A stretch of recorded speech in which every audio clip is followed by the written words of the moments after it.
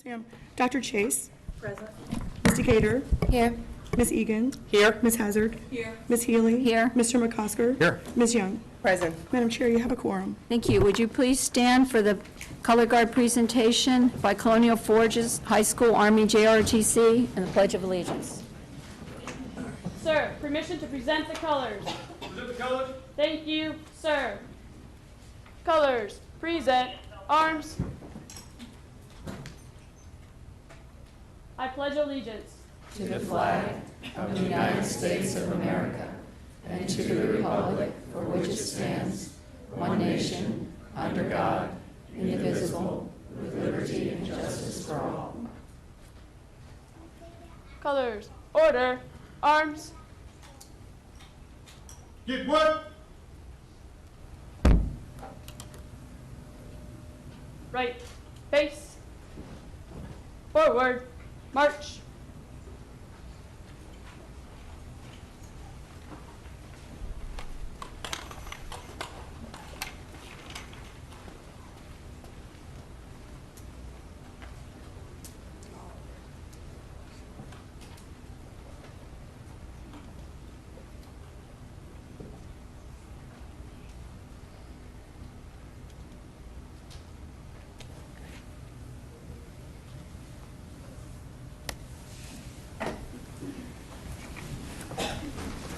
We'd like to thank tonight's color guard cadets, Casey, Drummond, Sajay, Swartz, Roberts, Estrada, Ramos, and Pincumbe for joining us from Colonial Forge High School's Army JROTC.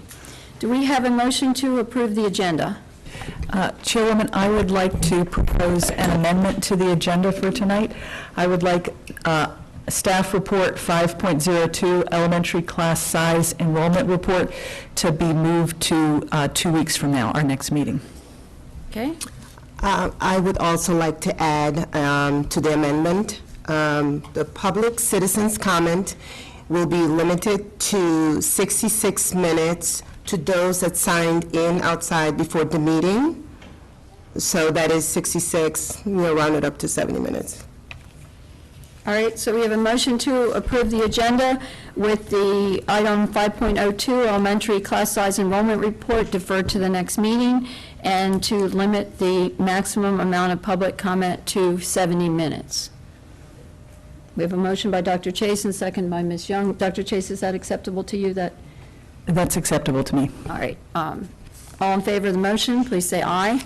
Aye. All opposed? Motion carries unanimously. Brings us to awards and recognition. We have a proclamation. Dr. Chase, would you like to read this for us? Yes. Okay.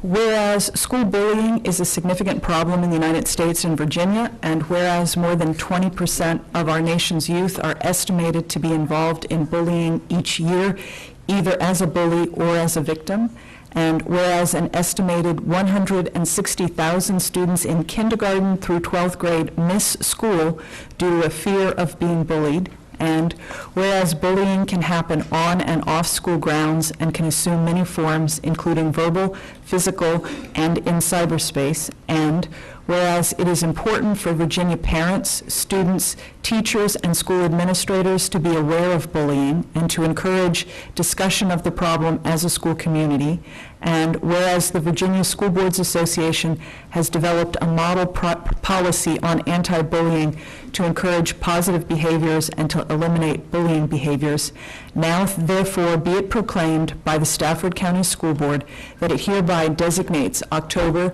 2018 as Bullying Prevention Month, and call this observance to the attention of all our county's citizens. Thank you, Dr. Chase. That brings us to staff reports. Status report on the upcoming elementary school redistricting. Okay, I just let you know that we have received, I believe, 4 RFPs. A committee has been established. We'll meet on Thursday to review it. We have our chief elementary executive director, Matt from planning, Nicole from technology, 2 elementary principals, and Mr. Haran will serve on that. What I would recommend to the board after we rank them and make a recommendation, that you go back and I have a paper copy for you, but obviously you could get it on board docs, to go back and look at the district organization philosophy and goals as it relates to school attendance areas. You have set a criteria for prioritizing your redistricting, and I think we should hold a work session to make sure these are still your priorities. And obviously, we want you to meet with whoever gets the contract to do the redistricting and make it clear what your expectations are. And I think this would be a start for a good conversation. If I could just make a quick note on that one, Mr. Haran, I don't know where you are. There you are. We discussed preemptive redistricting. If those words can be also put in somewhere in the criteria for the contractor. Yes, ma'am. Thank you. And if my comment also falls, this board who has been through redistricting before, we know we have, 17 Elementary schools. well, we have 17 actually things for us to look at in a redistricting. Okay. I believe that if we do look at this RFP and it says ensuring compliance with established goals, I want to make sure that we as the board are establishing those goals or our priorities within those. So I believe, Dr. Kisner, that's sort of, I think what you were saying as Yeah, well. that's There's what I a lot described. in here Yeah. that I think that's actually very critical, but I also think it's something that we should make sure, even if done in a work session, which I believe the debate and comment has to be, that we do give the public some opportunity to come and opine, particularly with respect to, I hate using the word priority after what we just talked about back there, but how are we going to organize these goals? Because meeting all 17, we've known can't happen. So I just want to make sure that we allow the public the opportunity to opine on that piece. Dr. Kisner, do you have a time frame that you need us to meet to have that discussion?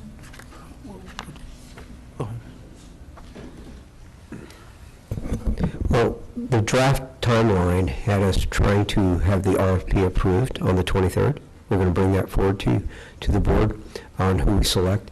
And I would recommend that you take that time, if you have before the meeting, to meet the contractor and to ask any questions and interact with that. So to set those goals in early November would be our goal. Ms. Hall, can you try to find a date that everyone is available? All right, thank you. Thank you, Mr. Haran.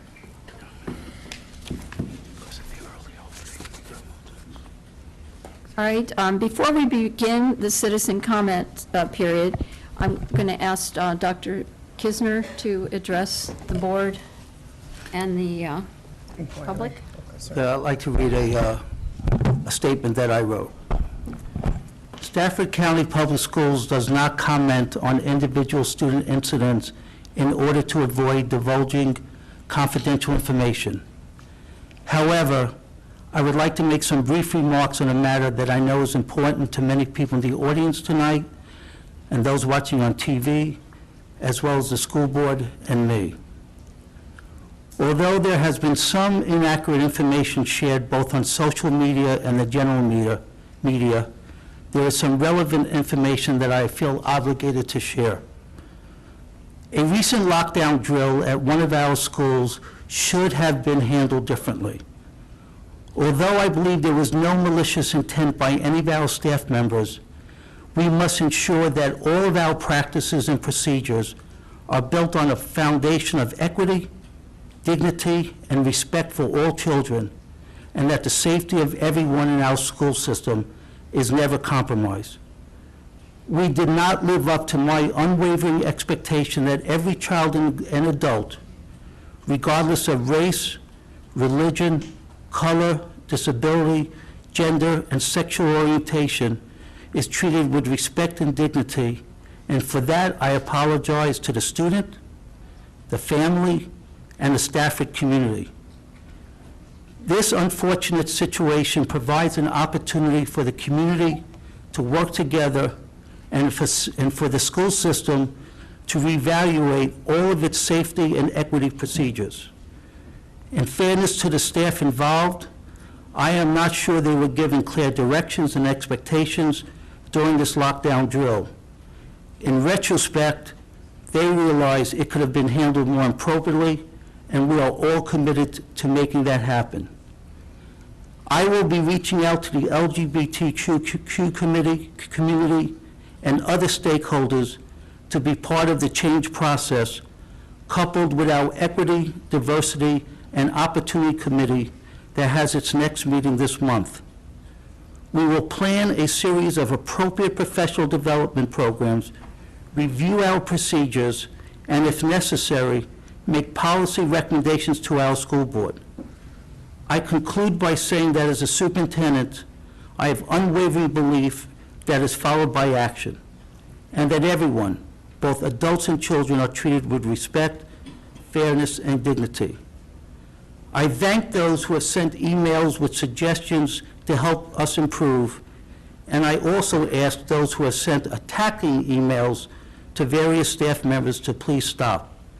It is not helpful. I also know most of the emails and postings are not coming from people in Stafford or even our local region. I am confident that working together, we will make our school system and community a more welcoming place for all. Thank you.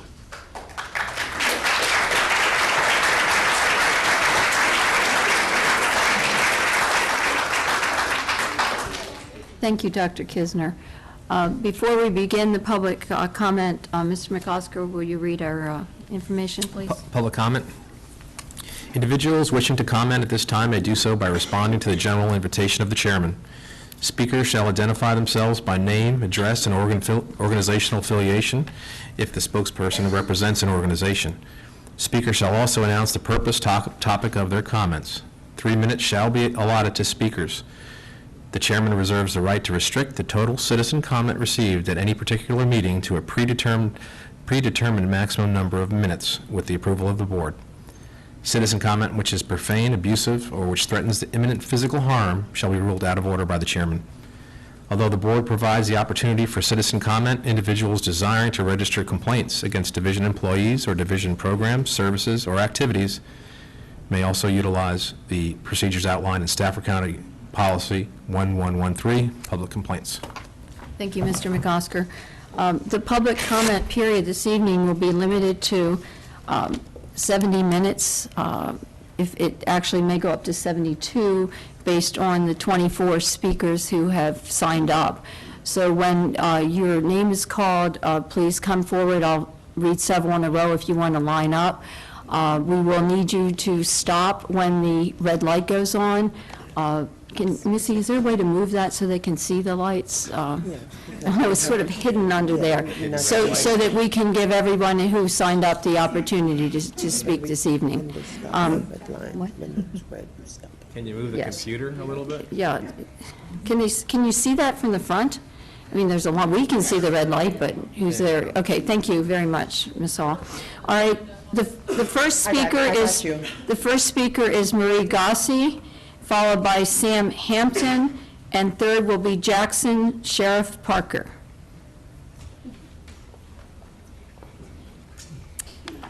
Madam Chair, members of the school board, I'm Marie Ghazi. My home address is 246 Whitson's Run, Stafford, Virginia, and I am the chair of the Stafford County Electoral Board. In light of the upcoming November 6th election, I am here tonight to thank the Stafford County Public Schools for their amazing continuing support. I want to especially highlight the 15 schools which serve as voting locations on Election Day, the high schools which encourage students turning 18 by the November election to register to vote, and not least, all the school staff who ensure safe and welcoming facilities, enabling our citizens to vote. From our board to yours, a very sincere thank you for your school's partnership in the American election process. Thank you. Sam Hampton, followed by Jackson Sheriff Parker. No? No Sam Hampton? Am I reading that right?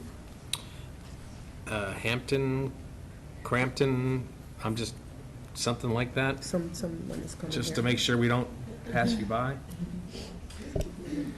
All right, Okay. Jackson Sheriff Parker, and followed by Jackson Sheriff Parker would be Reverend Beth Huntsberry. Good evening. My name is Jackson Sheriff Parker. My address is 1101 Potomac Drive, Stafford, Virginia. The purpose, I have no organizational affiliation, just a resident. Good evening, County Board members. Thank you for your service. Again, my name is Jackson Sheriff Parker. I've been a Virginia resident for over 10 years and a Stafford County resident for over 6. At face value, what does a 52-year-old man know about being a transgender girl? You see, allegedly, I was supposed to be a girl, too. Even my parents thought so, but back in the 60s, transgender did not exist, but neither did the internet, cable TV, or social media. For 49 years, I struggled hard with it. Why was I born in the wrong body? Why couldn't I be who my heart and brain told me I was? During those 49 years, I went ahead and pretended to be someone I wasn't. I served in the military, then as a federal law enforcement officer where I'm still employed today, currently at headquarters in D.C. 4 days before my 50th birthday, I finally had the courage to change the course of my life. I transitioned from female to male. In doing so, I gave up my entire life's history. You won't find my name on any of the major accomplishments I achieved, and my birth certificate still shows I was born a female. The Department of Defense in the state of Virginia corrected my identification paperwork to show my name and gender as I present today. My goal here in speaking to you tonight is I hope I can change the stereotypes, bias, and fear that some of you may have with transgender persons in public bathrooms and locker rooms. For those of you who feel uncomfortable or afraid to share these facilities with transgender persons, I say, you already have. You've been doing it for years, you just didn't know it. Some of you shared the men's bathroom tonight with me before this meeting. It wasn't too long ago that we told children and adults which water fountains they could use with no more reasoning than simple bias and discrimination. It has come up again, although this time you're endangering a young girl's life by telling her she's expendable when it comes to protecting her in a case of emergency. There's no safe place for her in Stafford County schools. The only difference between that little girl and me is that you would have directed me to the boys' locker room tonight in the event of a lockdown. Which locker room would you direct me to now? Thank you for your time.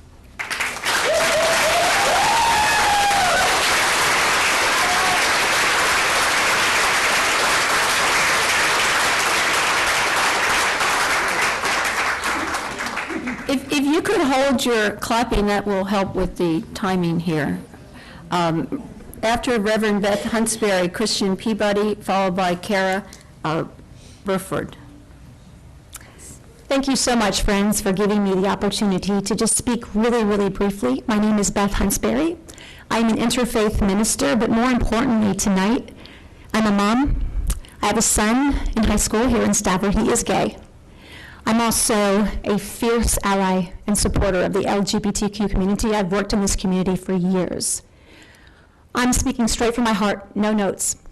When I saw the news, I felt like someone had punched me in the gut. Literally punched me in the gut. This is Stafford. It's not who we are. I want to speak from compassion, assuming no malice, because I don't believe any staff member meant to harm anyone. I do not believe that. I believe that this is an opportunity for powerful change and growth. Some statistics tell us that 1 in 33 American teens are transgender. 1 in 33 is a kid in every classroom. This is not going anywhere. And we have an obligation as leaders, as parents, as educators, and especially as clergy, and I love that we have so much clergy here, to protect our children. These kids need to know that they are safe at school. And when we do a lockdown drill, and we tell a child, and I know we didn't mean to tell this child this, I know this, but we did, that if someone comes in this school and starts shooting people, I'm sorry, you might not be as important as your friends. And we might not have a place for you. And we don't mean to do that, but this is a middle school little girl, and that's all she hears. Now, these kids are resilient. I know this because I know them. I don't know her, but I know these kids. And I hope she will take this and she will powerfully move forward and use this. And she will heal. But friends, the crack will be there. She will remember. We have an opportunity to do that same thing, to powerfully move forward and change. And that means diversity training, inclusivity training, and compassion. Thank you so much.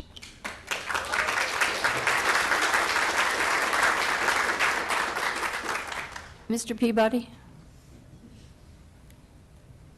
After Kara Burford, Jeff Trigger.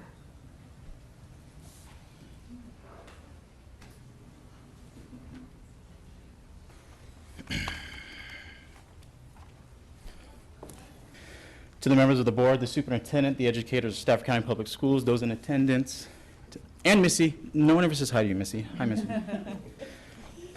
There is major concern. My name is Christian Peabody. I'm the president of the Stafford Education Association. I'm also the vice chair for Virginia Education Association's District Q. There is a major concern throughout Stafford County Public Schools regarding the clarity and equity of division-wide anti-discrimination policy and practice by and for both educators and students. For many of our own educators and students, their school is the only safe haven they know, and if our educators and students don't feel their schools are safe for them, then what do they have? Rather than opportunities to thrive, they're burdened with survival on a daily basis. And sadly, this speaks immediately to the situation some of our educators and students endure daily. And it also speaks to the lost potential of empowerment our educators can offer our students. Yet it also speaks to the opportunity the division now can offer to help address and support this collective concern.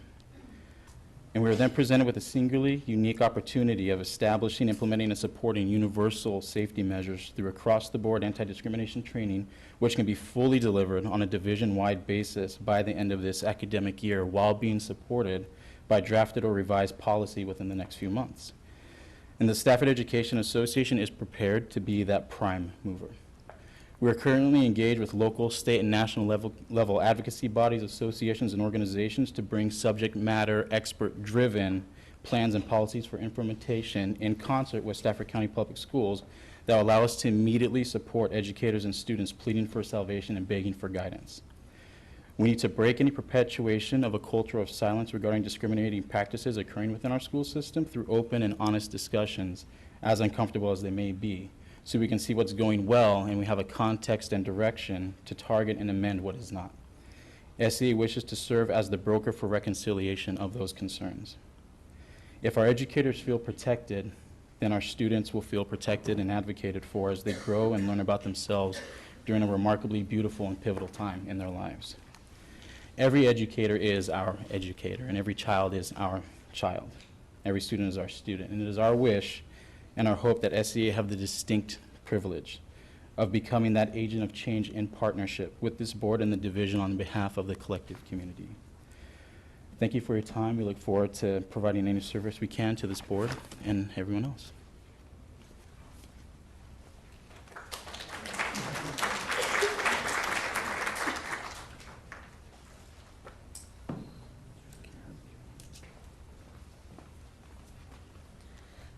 Good evening, school board members and Dr. Kisner. My name is Carol Buffett. I live at 11808 Camelot Way, Fredericksburg. I'm an educator with Stafford County Schools, SEA Vice President.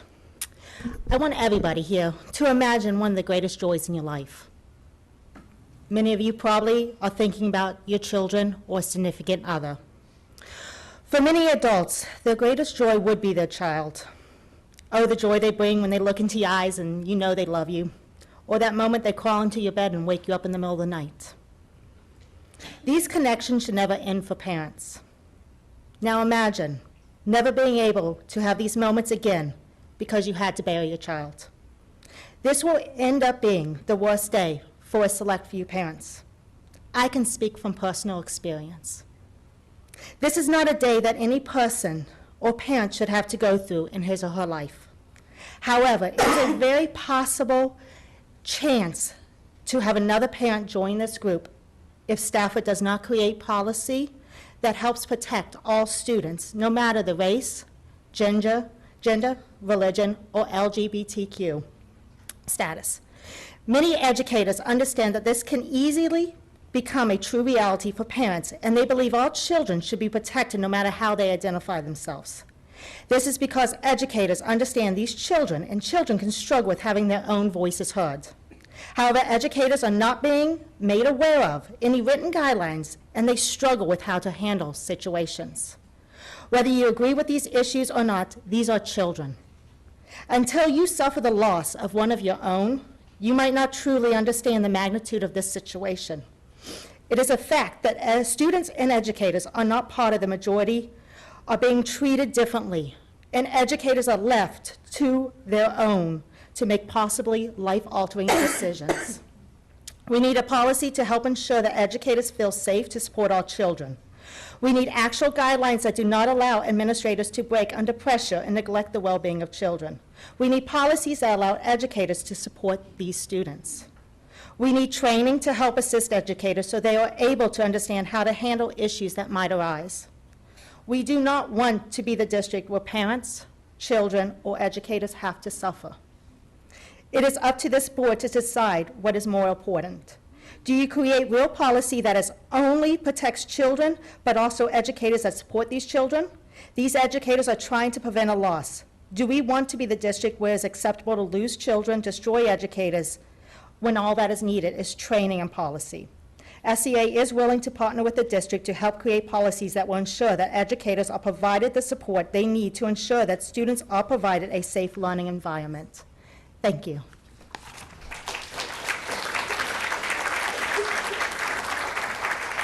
After Mr. Trigger, Carol Medawar, followed by Leslie Cook. Hello, my name is Jeffrey Trigger, and I live at 518 Clint Lane. Tonight I speak to you as an educator and a proud member of the Stafford Education Association and of Equality Stafford. Stafford County Public Schools has one of the fastest growing populations in the Commonwealth, and with that growth has come an increase in diversity of the population. Unfortunately, our policies have not kept up with the changing population and is almost non-existent when it comes to the LGBTQ populations within our students and staff. Quite frankly, I'm tired. I'm tired of not being able to openly support students if they have questions about themselves. I'm tired of students being afraid to be themselves. I'm tired of not being able to address these issues in a productive manner with fellow staff members because honestly, most do want to give equity to all of our students. I'm tired of people feeling excluded just because policy doesn't exist in support. Lastly, I'm tired of people worrying that they might get fired because they are caught in between doing the right thing and quote what the rules are. As educators, oftentimes we end up being the mentor to students, especially those in unique situations, whether it be a lack of parental supervision, poverty, bullying, special education, or being a member of the LGBTQ community. According to the APA, suicide attempts among the LGBTQ student community are among the highest in the country when compared to other subgroups. And yet studies show that just having one person show they care drops their chances of self-harm in half. Oftentimes, that responsibility falls on us, the educator. Tonight, we are taking our first step in righting our previous wrongs. As I speak, the Stafford Education Association and Equality Stafford are putting forth a deadline. All SCPS educators will have LGBTQ training by the end of the 2018-2019 school year. The training will be done by an independent third-party organization, side by side.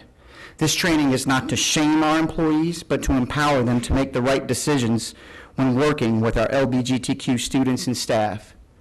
Simply stated, I'm tired of being tired.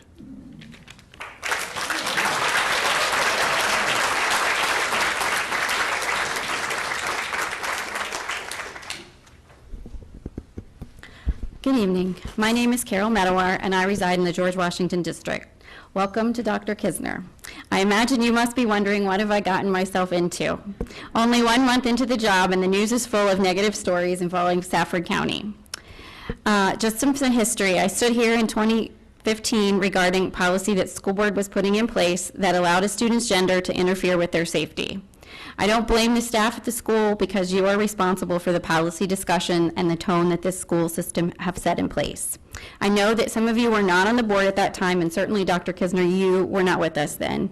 Still, the pattern was the same. A long list of speakers stood here at the podium and pleaded with the board to set a policy that makes a student that is transgender feel safe at school. At that time, information was presented to you about students and what might happen if they are not supported by their school community. Many presented statistics about bullying and risk for suicide. At that point, 3 years ago, we urged you to understand that this was a life and death discussion. The board decided to create a separate but equal policy, which history has told us is just another name for discrimination. You allowed many outside groups that promoted fear and divisiveness to manipulate you into thinking that there was a danger in doing the right thing by our students. You, as the policy leaders, are responsible for setting the tone for this division. You have the power to set policy, and you have the power to change that policy. I heard excuses in 2015 that you wanted to wait and see what happened in other parts of the state. Well, you were elected to protect the more than 26,000 students right here in Stafford County and protect them now. You can do better this time. If this had not been a drill, you may be responsible for an unspeakable tragedy. Many other students and staff across our schools are counting on you to set the tone at the top, that Stafford County Public Schools are safe places and inclusive places. Not just physically safe, but a place that's also emotionally safe. In addition to a policy that addresses this specific safety concern and accesses to various places in the school, you must also address the inclusive climate, the professional development of staff, and create opportunities to educate our entire community. You set the tone. It's your action that results in the news stories that are created. We have practice drills for a reason so that we can identify weaknesses and make changes. Thank goodness it was a drill. Please don't miss the opportunity to learn from what happened and promote that growth mindset. We ask our students to learn from their mistakes and make changes and do better. I believe you now know better. Please show us you do better. In closing, I want to say these news stories do not represent the good things that are going on in Stafford. As a previous teacher here and a parent, I can speak firsthand that this is not what should be defining us. There are amazing things happening every day in our schools. Your previous decisions, the bickering, the politics, only make it harder to tell those positive stories. Stop the political football with our kids, get the tone at the top corrected, for only then will we have a better chance at changing the narrative in Stafford County. I will email you my remarks, and I welcome the opportunity to work with you on these policy changes. Thank you.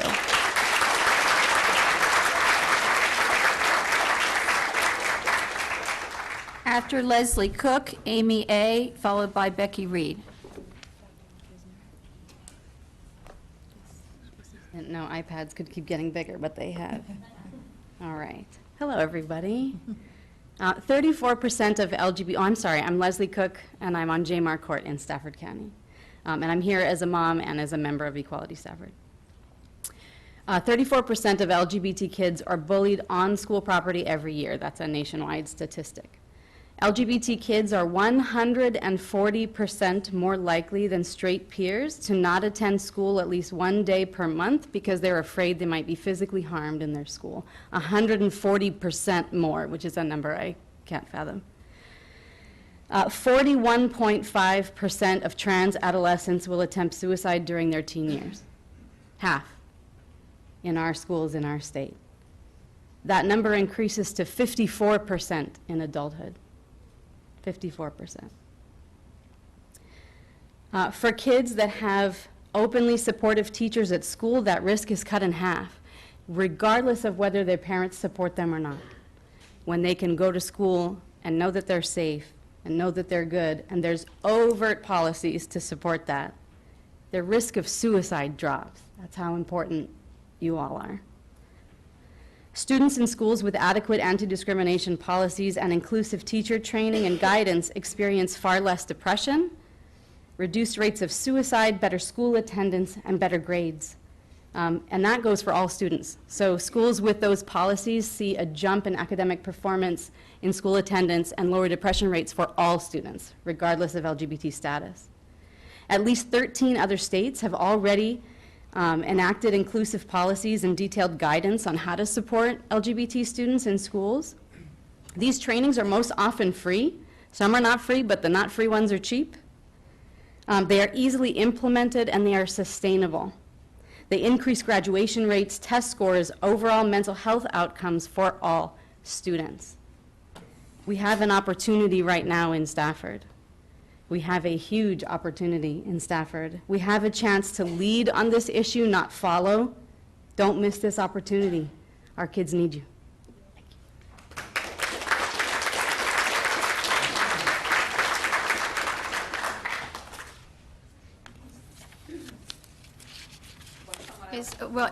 Amy A. Is Amy A. here? No? Oh, Ms. Reed, you're next then. Ms. Reed, come on up. Following Ms. Reed will be Pam Lightfoot. Good evening, staff and school board members. About 40 years ago, I was sitting where Dr. Chase is sitting. I was a member of the school board from Falmouth District. I was here in 2015 when we were talking about a transgender child.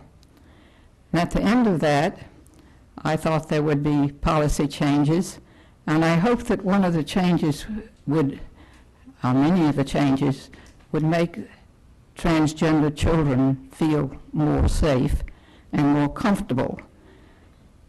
That does not seem to have happened. With the lockdown, I would think we would be directing children to the safest place we need to send them. But evidently, we did not include all the children. I believe that you are committed to making some changes with this, and I hope that you do, because I know Stafford can do better than we have done in the past in this area. Thank you.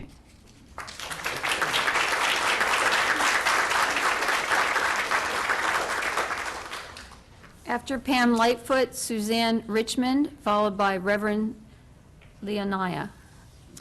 Good evening, Board of School Board and the new superintendent. Nice to see everybody here tonight. I am Pam Lightfoot. I live at 17 Sarrington Court in Stafford in the Park Ridge subdivision. I'm not going to be as eloquent as a lot of other citizens here. My children are not trans. But it's, when I saw the news in Yahoo, I was just astounded. And it's odd that October is Bullying Prevention Month, because I believe what happened to that poor child is a case of bullying, frankly. To have ostracized her from the other children. As you know, probably, we've had publicity, not on the school board level, but on the county level, being the laughingstock of the nation regarding the Confederate flag on 95. So it seems every time, you know, it's not like you're just airing the dirty laundry in Stafford to the citizens. Everybody in the country is watching, and why shouldn't they be? You know, military want to move here. If they PCS here or something, people might want to do something. They go, boy, Stafford is really, you know, they look up the big news of Stafford and it's the flag and it's this kind of incident. You know, one part of the story I'd read was the assumption that they had to separate the trans student for everybody else's safety, and that was very disturbing.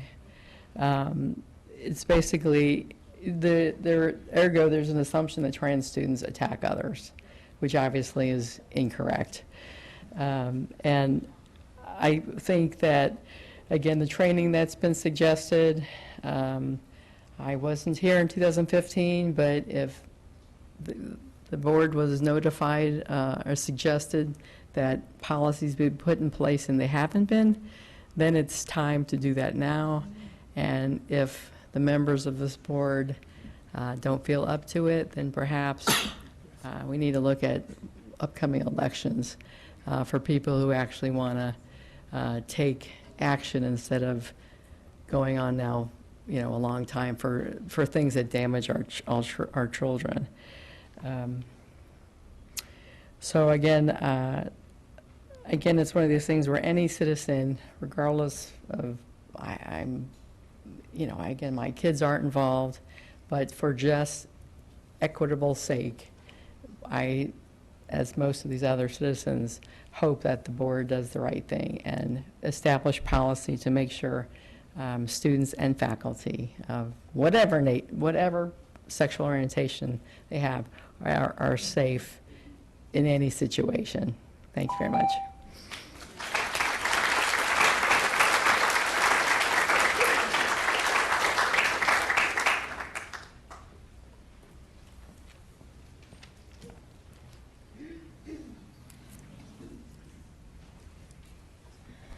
Good evening, school board members and Dr. Kisner. My name is Suzanne Richmond. I'm a local pediatrician. I've been a pediatrician for 30 years, and I've taken care of Stafford County children for the past 20 years. It's an extraordinary privilege to help parents build strong and healthy families. Over the years, I've learned a lot from these families, and one of the most important things that I've learned is how much we all have in common. Babies to teenagers, children make us laugh, cry, and fill our hearts with love. It doesn't matter what race, sexual orientation, religion, or beliefs you have. Parents love their children, and those children need our love, kindness, and guidance to thrive in this world. It's a universal truth. I've had many LGBTQ kids in my practice over the years. It's hard to be a child and to figure out who you are in this world. It's even harder if who you are doesn't fit easily into society's preconceived norms. It takes incredible courage to stand up for who you are when others may bully or ridicule you. One word, a friend, a kindness, or a bully can change your life. LGBTQ students are nearly twice as likely to be called names, verbally harassed, or physically assaulted at school compared to their heterosexual peers. LGBT adolescents are more than 3 times as likely to attempt suicide as heterosexual peers. Transsexual youth are nearly 6 times as likely to attempt suicide as heterosexual peers. This is a heartbreaking problem. So what can we do? Throughout history, people are most easily victimized when they are perceived as other, or when it seems okay to treat them differently. When the school system unequivocally states that all are respected and have value, when it puts into policy that discrimination due to sexual orientation or gender identification is also unacceptable and will not be tolerated, that is when we begin to make it better. We can make it clear that everyone has value and a place in our community. We can teach our staff and children that we are stronger when we embrace our differences and work together. Then no child will be left to sit alone, humiliated by the actions of school staff in a hallway, separated from their peers ever again. Thank you.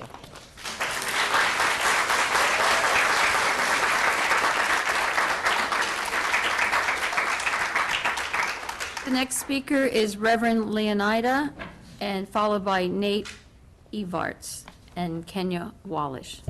How y'all doing? My name is Reverend Leonida. I am here to speak about the same issue, and I won't give you all my address for security purposes. I lived in this area for 20 years. I'm a member of Eyesight of FXBG, Southerners on New Ground, and I do language justice interpretation for the Virginia Anti-Violence Project. And I come here in solidarity with this child as a trans person myself, and to lend help with their family as a parent of a trans child myself. One of parents' biggest nightmares have become true for this family, that their precious child is mocked, left to feel unsafe in the place where children should feel the safest. And I say that with a heavy heart as I watch my own child goes to school every day, not knowing that this could be the last time that I see them. Because we all watch the news. No one feels safe in schools anymore.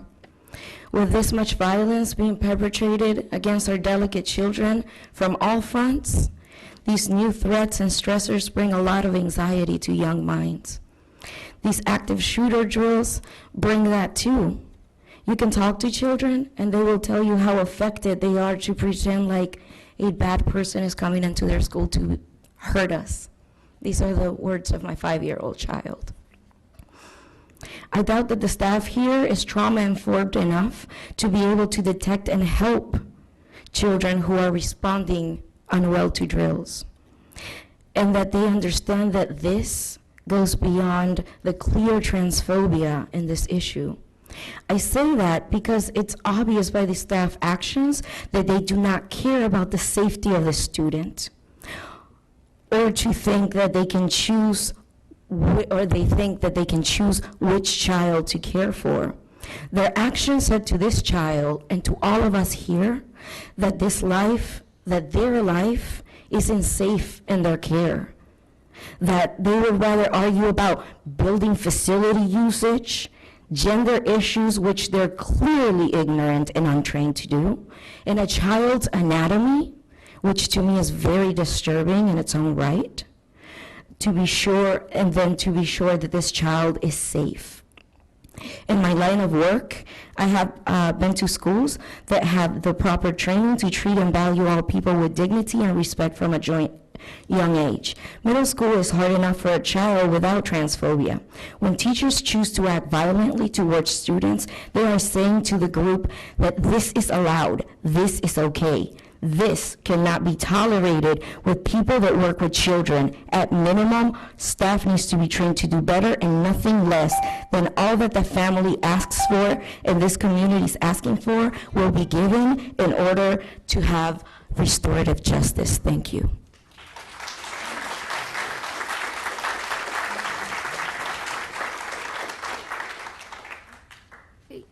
Nate Evarts.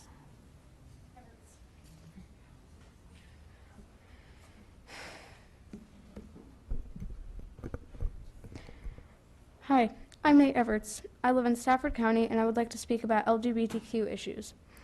So I was here last year and I spoke about bathroom issues and I heard that nothing has changed, so I'm back. Now last time I brushed over this lightly, but safety is a big issue. LGBTQ kids are targeted for bullying all the time and it's a big problem. Bullying isn't dealt with effectively. Teachers and administrators just say, stop that, and that's not okay, but they rarely do anything that works. I should know. It took multiple attempts from myself meeting with teachers and my mother coming to school on several occasions before my bully stopped. I'm lucky it didn't come to physical violence because too often it does. When it comes to LGBTQ kids, they have it worse. I don't have to worry about policies protecting me, but LGBTQ kids do. Stafford County Public Schools policies don't protect them. LGBTQ kids should get the same protection others do.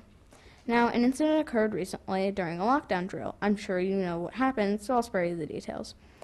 I want to say, I don't think it's the teacher's fault. They're scared of the backlash they might get, especially without support. They shouldn't hesitate to put any student in any safe place, regardless of the space being labeled boy or girl, if shooters coming down the hall. Policies need to be changed and training needs to occur so that doesn't happen again. I hope to see policies changed to meet these needs. Thank you for your time.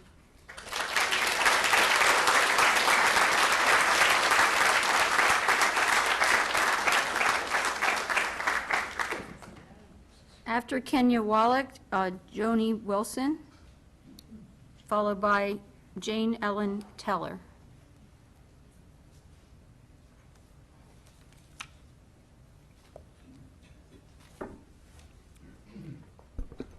Good evening. My name is Kenya Wallach. I am a parent. I live in the Falmouth District, and I'm a parent of 3 wonderful and amazing children. They are all 3 of them are biracial, because they're all mine. They're biracial and they're Jewish. They're proud descendants of enslaved Africans, and they're proud descendants of survivors of the Holocaust. 2 years ago, my eldest daughter, who's currently in the 8th grade now, she stood before you guys and she talked to you guys about 2 issues. One was about dress code, and she greatly appreciates the fact that you guys did take that seriously and did change that. The second was about diversity and the need for this school district to think about and really engage in conversations surrounding diversity due to the treatment that she had received in 6th grade and prior to that by adults and others within this school system. In order for you as a body to really work to try to end issues of diversity within our school system, we must model that behavior from the top all the way down to the last person in these buildings. That means, from my standpoint, that means that no one should be allowed to have these views, not views, I wouldn't say views. I don't have anything written down, but I would say no one should be willfully discriminatory against another group of people, regardless of what they look like, no matter where they're from, anything. I do not care. They should not. And so I ask you politely to please take a look at who you have employed within these schools, in this school system, all the way through. And if they have the likelihood, if they are willing to discriminate against another child or adult, teacher, or whomever, train them properly, send them on their way. But however, if they continue on that path, please get rid of them, because my children deserve better. I do not want tolerance of my children because of their brown skin and the fact that my children learn Hebrew and that we go to synagogue and we don't go to church. I don't want tolerance. I don't care about tolerance. And this child that we were talking about today, she doesn't deserve tolerance. Tolerance is not acceptable. I don't want you to tolerate me, nor my children, or any other child within the school system. I don't want there to be a principal, a teacher, or an administrator in central office to tolerate my children or any child. You should accept them for who they are, how they were born, how they accept themselves, how they see themselves. That is it. You don't, not you as in you individually, but you as in this entire society does not dictate anything to these children or to these parents. Thank you.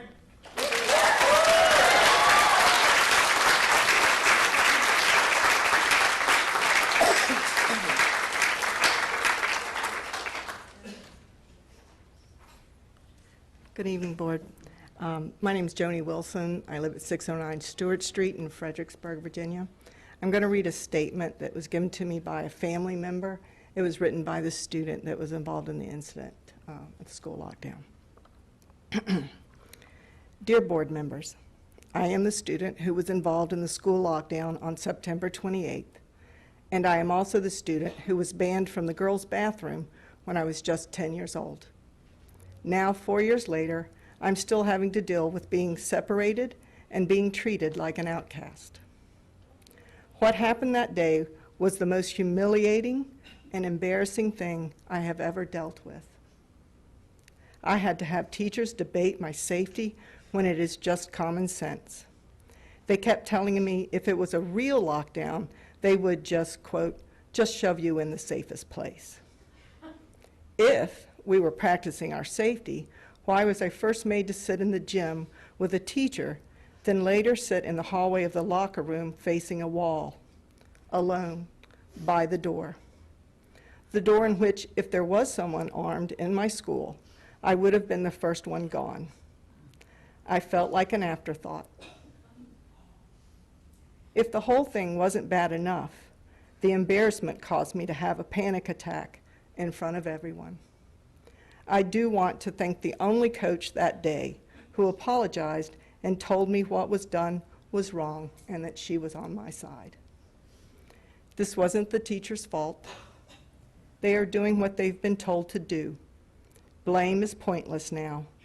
I want to stop being treated like an afterthought.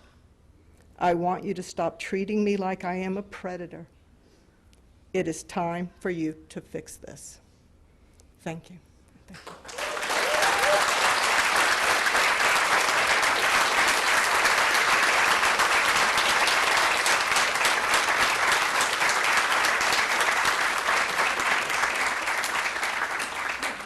After Ms. Teller, Marvin Stearns, followed by Brandy Quirk.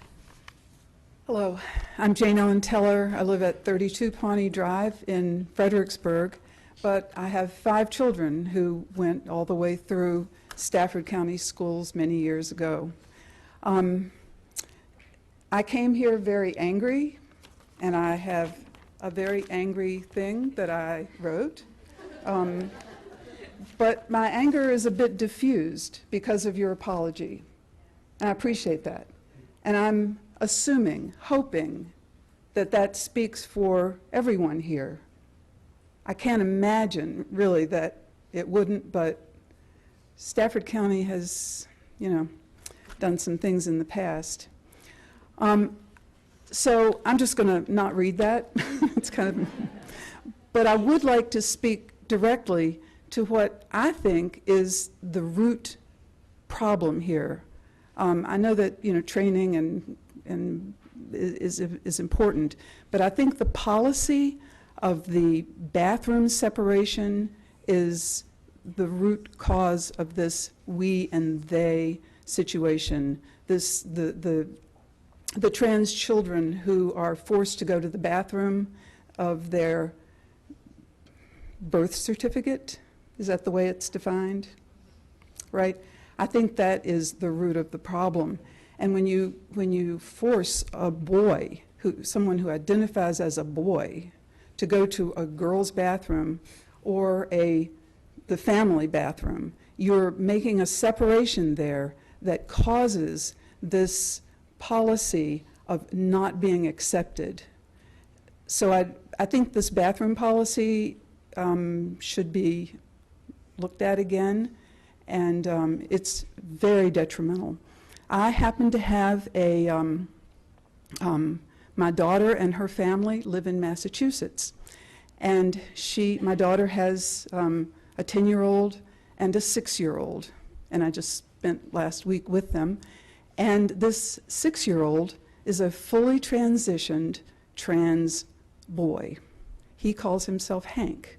That was not the name he was born with, but by age 4.5 to 5, he transitioned. And he has not met any resistance at all. He went to nursery school, he went to kindergarten, and now he's in the 1st grade.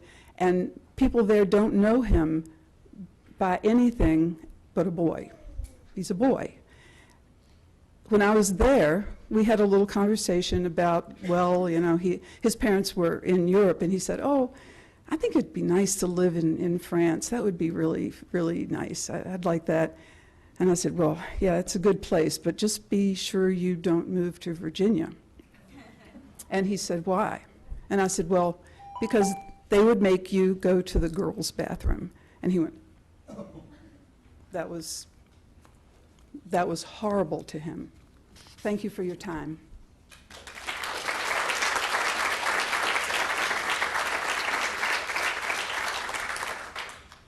Marvin Stearns, followed by Brandy Quirk.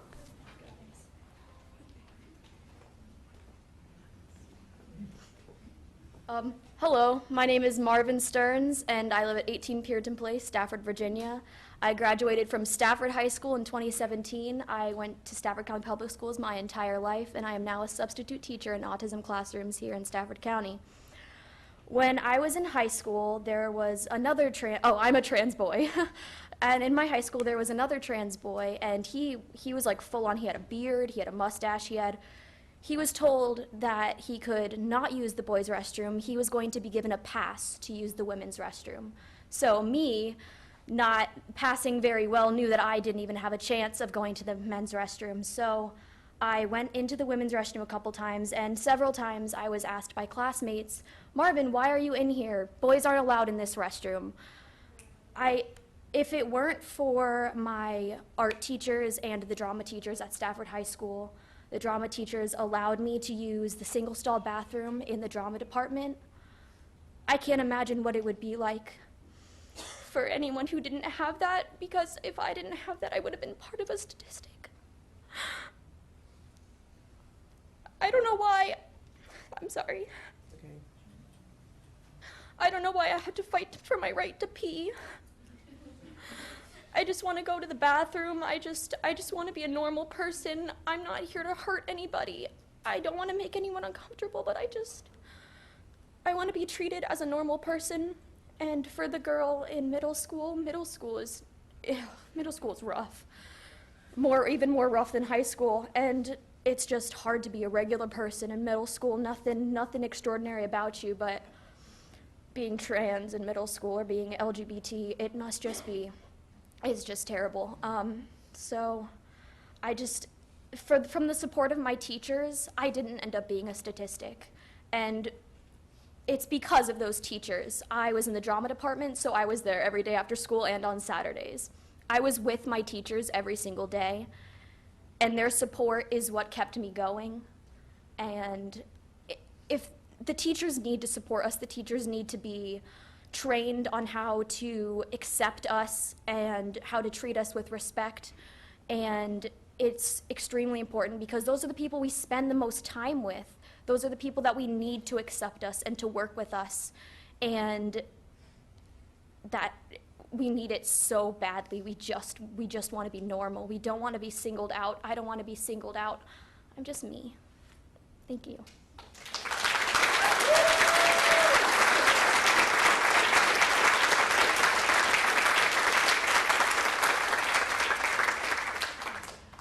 After Ms. Quirk, Reverend Joshua Cole, followed by E. David Gent.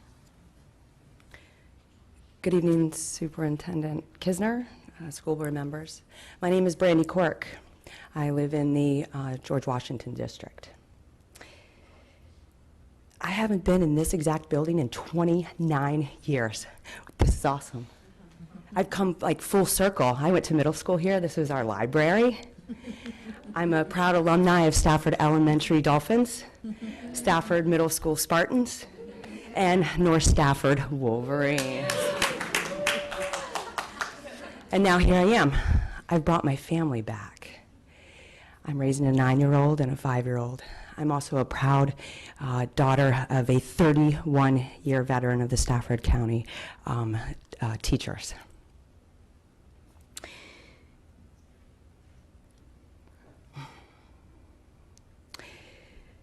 Superintendent Kisner, I had some questions already drafted as I was preparing to speak, and I think you've answered 2 of them. And I hope that there's follow-ups in the meeting minutes with the action items as the dates are identified. The first one is, when is the first meeting to start discussion of what to do next? And I think you did answer that with maybe some meetings that are going to be held. The second action item is, when will drafting start to update policies to be all-inclusive? However, sir, when you did speak, you said, if necessary, make updates to policy. If necessary, sir?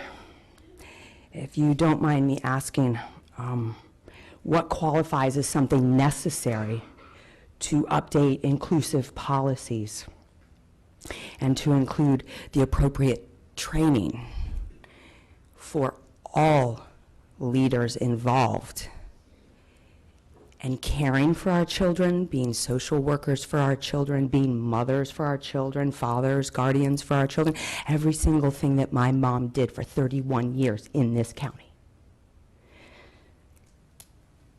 If you don't have an answer tonight for me, sir, then maybe there's a follow-up in another meeting that provides that answer. And if I can't attend that meeting, that there are meeting minutes that are then published to the public so that we can refer to those and then move forward.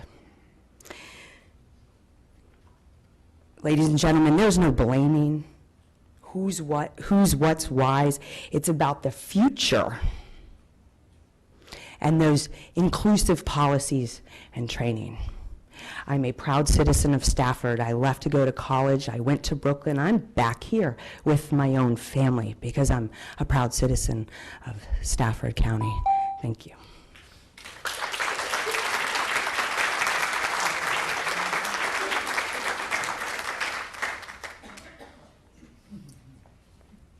Yeah, 1 minute. Good evening. Not one preacher minute. Madam Chair, thank you, Dr. Kisner, welcome to Stafford. School board members, thank you. My name is Joshua Cole. My home address is 1138 James Madison Circle in Fredericksburg under the Falmouth District. I don't really want to talk about differing beliefs and differing opinions because we know we all have them. I'm a proud product of the Stafford County Public School System. Started at Falmouth Elementary, the Head Start, Falmouth Elementary, Drew Middle School, South Stafford, then graduated in North Stafford in 2009. And the entire time I was here in Stafford County, we've always talked about how special we are, how individual we are, how unique we are, how peculiar we are. And we were celebrating our individual differences and who we are. If I could offer just a faith perspective, the Bible tells us in a couple different passages, for we are fearfully and wonderfully made. That greater is he that's in me than he that's in the world. We hear all these different passages of scripture that tells us to celebrate who we are. And then every day I wake up and I hear different stories coming out of Stafford County, from the school bus to the Confederate flag to the incident listed here. And then I wonder what happened to what we were taught in Stafford County Public Schools, that you are to treat others as you would like to be treated, that we are to celebrate our differences because we are great, we are individual. But then I'm also reminded that when Jesus was talking to a group of crazy radicals, he told them, what you do to the least of these, you do to me. So if for every time someone is disenfranchised in Stafford County Public Schools, in my mind, Jesus is disenfranchised. Every time someone is obstructed against, Jesus is obstructed against. And so for this particular incident, Jesus was held outside and told that we don't know what to do with you. We're trying to figure it out. Just give us a moment. We're trying to figure it out, but we don't know what to do with you, Jesus. And I want to remind you that as we move forward, everywhere else around us is moving forward. Fredericksburg City, Prince William County, and here we are in Stafford County, one of the wealthiest counties in the U.S., and we're still stuck in the 50s, in the 60s, and the 70s. And now it's time for us to catch up. I just want to remind you that you guys have the power. You guys have the authority. And for many of us, we voted for you. And we're relying on you to do what's right for our students. Remember, they are beautiful. They are individual. They are celebrated. Imagine if this was your child. How would you feel? That same anger, that same zeal you would put into it, put it into this decision. Because that's Jesus. That's your child. And we have to fight for everybody. Dr. Martin Luther King said, injustice anywhere is a threat to justice everywhere. Thank you.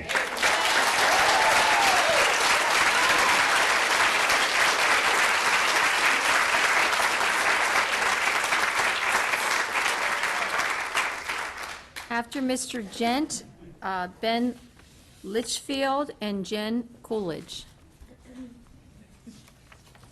I appreciate your time this evening. My name is Dave Gent. I live in Spotsylvania County, but I'm a 7th grade teacher here in Stafford County.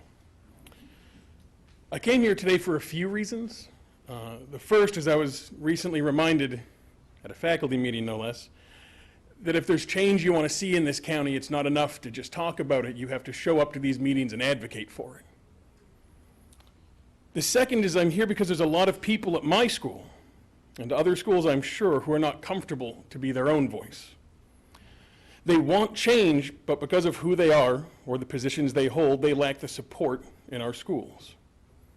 I showed what I wrote to several teachers, and they all said the same thing. I hope you're ready for the backlash.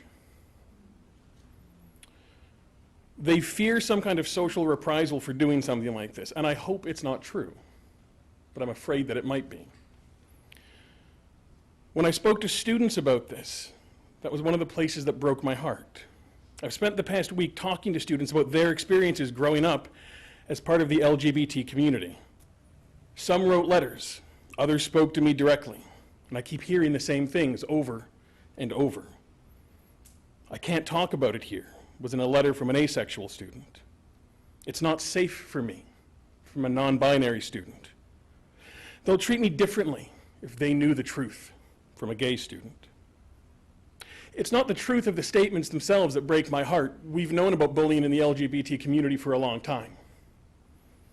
What broke my heart is that in most of those letters and statements, they weren't talking about the other students. They were talking about the staff, the faculty at the schools.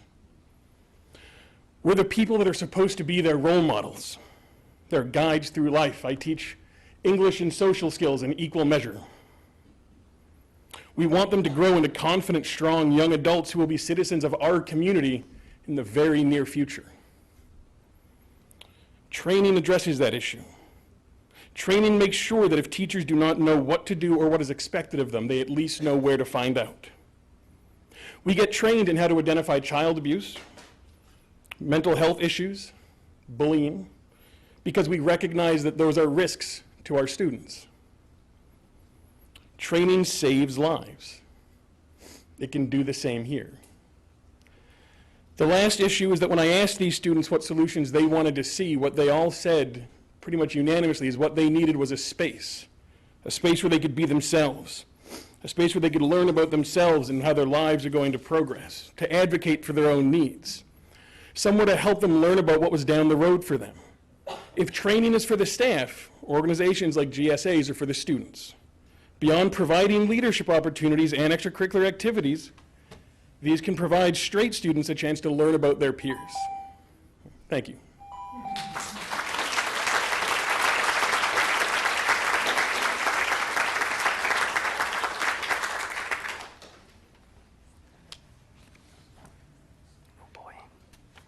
Good evening. My name is Ben Litchfield. I live in Falmouth District. I also happen to be chairman of the Stafford County Democratic Committee, and let me say there is no separation between the Stafford Democrats and Equality Stafford on this issue. I'm addressing you tonight because of recent news reports detailing the treatment of a transgender student during a lockdown drill. This story has garnered national attention and is being widely shared over social media. It was recently shared by celebrity activist Alyssa Milano to her 3.43 million Twitter followers. Suffice it to say, this incident does not cast Stafford County Public Schools or our community in a good light. It is shameful, and we must do better, not only for this student, but for all LGBTQ students, all students. The United States Supreme Court once said that education is perhaps the most important function of state and local governments. It is required in the performance of our most basic public responsibilities, even service in the armed forces. It is the very foundation of good citizenship. Today, it is the principal instrument of awakening the child to cultural values, in preparing him for later professional training, and in helping him adjust normally to his environment. In these days, it is doubtful that any child may reasonably be expected to succeed in life if he is denied the opportunity for an education. Such an opportunity, where the state has undertaken to provide it, is a right which must be available to all on equal terms. That comes directly from the unanimous opinion in Brown versus Board of Education. In Virginia, we have a long way to go before we live up to the court's command of real equality in Brown. GLSEN reports that 70% of LGBTQ students in Virginia face some form of verbal harassment as a result of their sexual orientation. 13% report physical assault. Just think about that, 13%. Over 50% report verbal harassment as a result of their gender expression, with 10% reporting physical assault. This includes harassment from staff. It should come as no surprise that when faced with these types of challenges, over 60% of LGBTQ students report feeling sad or hopeless for extended periods of time. Without supports in place, these students are at increased risks of committing suicide. For a moment, just think about what we are doing to these children on a human level. They expect us to stand for them as their parents and teachers, and instead we deny them human dignity. It is cruel and wrong. LGBTQ students have just as much right as anyone else to receive a decent public school education. All that they ask for is to learn in an environment that is inclusive and welcomes them. This treatment of this student is appalling. Stafford County has dabbled in transphobic policies for over 3 years now. It is a stain on our community, and I ask that it stop tonight, here and now. The school board needs to take proactive measures to support diversity and inclusion in our schools, including system-wide training and the creation of student alliances. Our LGBTQ students deserve no less. Thank you.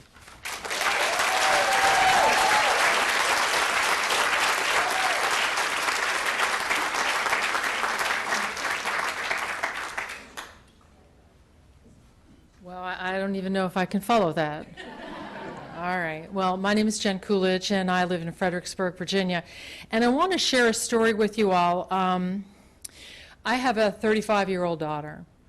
At 12 years old, we're driving home from somewhere, and she says to me, "Mom, I have something to tell you. And after I tell you this, you're not going to love me." And I said, "Sweetheart, there's nothing that you could do or say that would cause me to not love you. I love you no matter what." And she said, screwing up as much courage as her 12-year-old little body could muster, she said, "I'm gay." And I said, "Me too. I'm happy all the time." And she said, "Mom, I'm a lesbian." And I said, "Sweetheart," she said, "I know you don't love me." And I said, "It doesn't matter what you are. You were made this way." That's where Lady Gaga got it, by the way.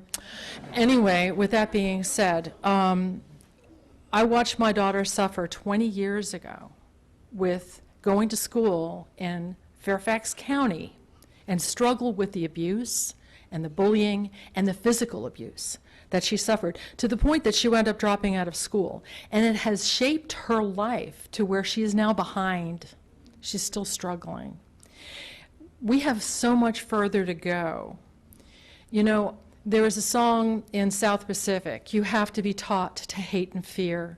It has to be drummed in your dear little ear." And we need go no further than what we saw in Mississippi on that stage last week, with the President of the United States calling out a woman who was sexually assaulted and berating her, mocking her. And behind him were parents and community leaders like yourselves who just sat silent and like, "Yeah, that too." But there was one face behind President, oh, I'm not going to go there, Mr. Trump. Thank you. And it was a child. And he was watching everyone laugh in support of the mocking of Dr. Ford, who has yet to be able to return home because she's still receiving death threats. Children are watching what you all are doing. The eyes of the world are literally on Stafford again, like we're not dealing with the Confederate flag enough, you know. We're better. We need to do better.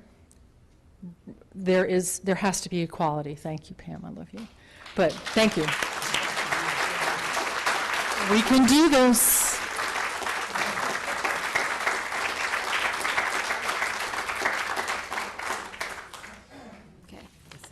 That brings our public comment period to an end for citizen comments. We are now at the board committee reports and member comments. Madam Chair, can we have a 5-minute point of privilege, 5-minute break? I don't see any objection. We'll take 5 minutes promptly back here at 8:25. So you need to refresh it. They didn't All right, hear it. we're going to take a 5-minute break. No, I think people think that their stuff comments is closed. They need to know that. The public comment period is closed. Well, we had a motion at the beginning of the meeting to limit the public comment period to the 22 people who had signed up. So, What is your name? What's your name? Okay, after the 5-minute. well, we're going to take the 5 minutes here. We have closed the public comment, I know. Okay. We'll deal with that when we come back. Thank you. Give us 5 minutes. 8:25.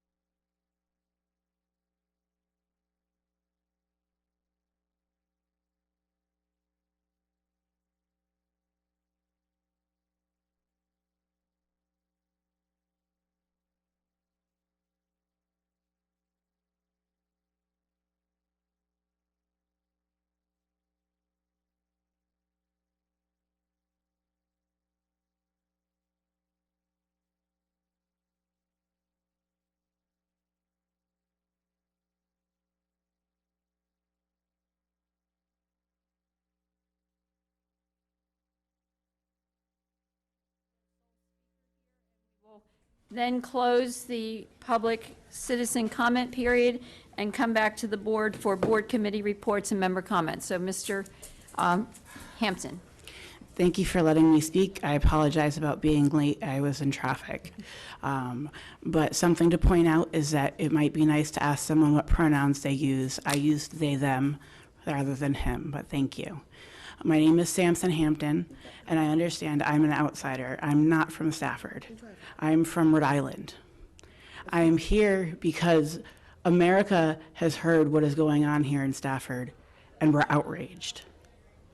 I have with me letters from people from all across the country who are concerned about what's going on in Stafford.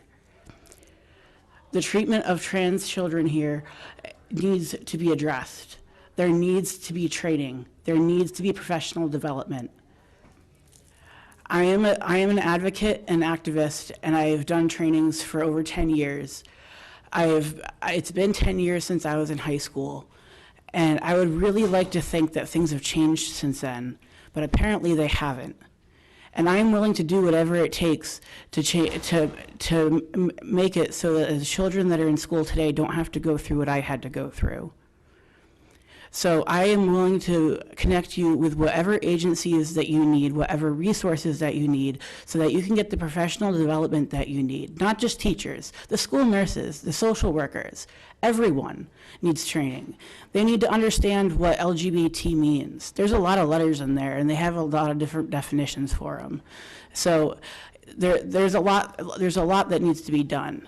I've heard about the bathroom issues, and I don't belong in the women's room, that's for sure. But I'm wondering if your schools have gender-neutral bathrooms.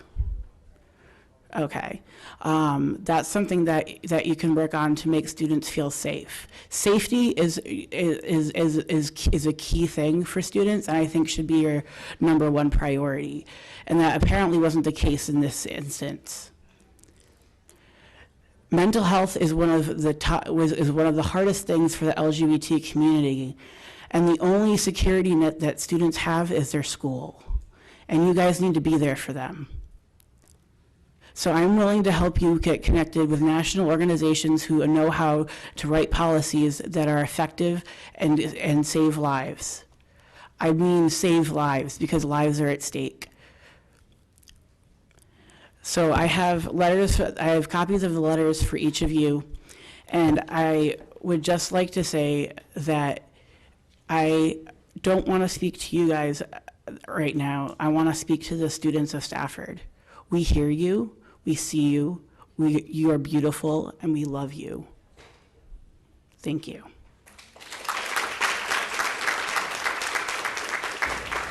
Yes. Thank you. That brings us to board committee reports and member comments. Do we have any board committee reports? Ms. Egan? Ms. Hazard, do you want to talk a little bit about the CIP advisory since I was out of state? Really nothing to report, just the advisories. They met, they had the organizational meeting, and we'll be meeting again monthly. Okay. Dr. Chase? Yeah, the Finance and Budget Committee met on October 4th, and I want to thank Ms. Hazard for attending the meeting for Ms. Decatur. Staff presented possible solutions for modifying the 12-month employee work calendar so employees would be compensated for the correct number of days. It was the consensus of the committee to support staff's recommendation to add additional holidays to the 12-month employee calendar. We discussed the need for some mid-year staffing adjustments in finance, human resources, and the Northern Head Start Early Childhood Special Education Center. With the shorter summer this next year, additional staff are required to hire teachers and take care of payroll. I believe Dr. Kisner will be following up with the entire board on this item. We also received a FY18 year-end budget update. The annual external audit is currently underway. We learned that our year-end balance was lower than is customary. This is because the state has pushed off certifying sales tax receipts until December. Staff expects about $1.5 million to arrive at the county in December, and that's it. Thank you. Any other committee reports? Ms. Young. Yeah, so just that, the advisory committees on Monday, first they've met, and I think school board member Ms. Egan mentioned it. I tried to, so I thank everyone from coming out that night. There were quite a few people that came out, and the classes were filled, so I hope they continue to come out. I try to go from one class to the other. I think I hit 3. I hit the CTE, which is, I hit the career technology education. I hit, I think, a technology advisory committee, Head Start, and capital improvement. So I try to go, and they were very entertaining. I think the CTE, for example, they had a lot of individuals there that had impressive backgrounds and technical qualifications that I fully want to understand what they do so that we could use them for the future and try to figure out how we could kind of merge them in what we're trying to accomplish with CTE. In terms of Technology Advisory Committee, I believe that, you know, I've been one of the school board members, and Sarah, I think you also joined us in the past, but they want us to try to join them in some of these endeavors, that they go to the different schools to see what's there so that we could understand, so that when we vote on technology, we understand what we're voting on. So they did invite us to come out. So I think we need to, you know, try to meet some of those meetings. That's all on the advisory committee. Are we coming back for Yes, member we'll come comments? back for Okay. comments. All Okay. right. Any other committee reports? Ms. Hazard? Just a quick update. We had approved the legislative priorities last week. I think I had said in sort of anticipation of being able to be included with the Board of Supervisors. I did attend their meeting, and it was good to see that several of our initiatives made it as what I would consider some of their top priorities. Talking about the VRS and waiver for that for school protection officers. There was a very interesting discussion about the cost to compete. But one of the interesting ones is a recognition that we need to be working with the state, because the average teacher salary nationally is like $60,483, if I can read my own handwriting. And Virginia, we are at $56,861, and the Board of Supervisors put that in as one of their lobbying positions. We were cautioned, of course, it is a biennial, but at least there's a real recognition with some numbers, and I believe there's a broader discussion, but I was at least encouraged that we have been at least successful in bringing that issue to light. Thank you. Any other committee reports? No? Just have a quick Mr. update. McCusker. Just a quick update on the Joint Working Schools Committee. That'll be on Monday, 22 October. I think we're over there. I'm going to double check because I can't figure that out. We're over at the BOS. But this is an all call for any topics that you're going to email to Ms. Hall that you might want the Joint Working Committee to discuss. I think an update on school protection officer, that may be one of them, even though they went forward with the legislative, but just to say, hey, can you give us an update?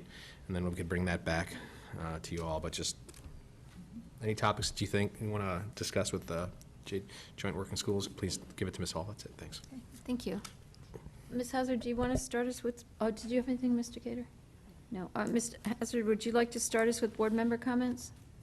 I would love to defer, but come back to me. I'm sorry. Can someone else start? Mr. Gator? You're welcome. Thank you. Hi. Thanks for coming out tonight, guys. Thanks for your understanding, hopefully, and the fact that we did limit the time. But if you wanted to speak and you weren't signed up, I would personally invite you to come back. If there's an award for the person who cries the most, when my term is over, I think I've won it. As of now. So I had a lot of things to say, and I too felt comforted by Dr. Kisner's comments at the beginning. We made an error in judgment last week that has made news outlets nationwide. Last year, I sat up here and listened to your advocacy. I, along with Holly, promptly met with then superintendent and gained support for the Equity, Diversity, and Opportunity Committee to be formed. I spent literal hours meeting with parents and stakeholders who wanted nothing more than education, compassion, and training. When that committee passed and was to be formed, I sat up here smiling at the specific parents who I felt I was forming it for. I was so excited to begin training, helping our teachers and staff become better prepared to educate and include all students. Unfortunately, we're here having this conversation again. But the time to have these conversations isn't now. It wasn't then. It was a long time ago. Ignoring it isn't making our children feel more safe or better educated, or our staff more understanding or compassionate. I can only look to myself as someone with an opportunity that not many people will have to sit in this seat. We provide the direction for everything that occurs in this county. And I'll just say that I would support the SEA and their deadline to begin these efforts. Thank you.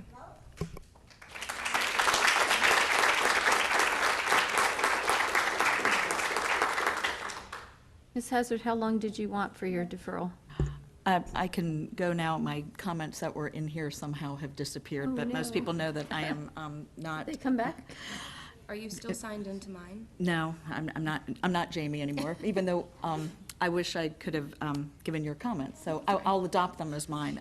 At the beginning of the meeting, our computers were switched, so she had mine and I had hers, so that's why we're laughing.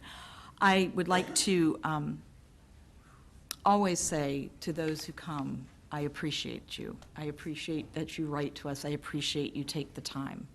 The best way for us to know and to hear things is to hear directly from you.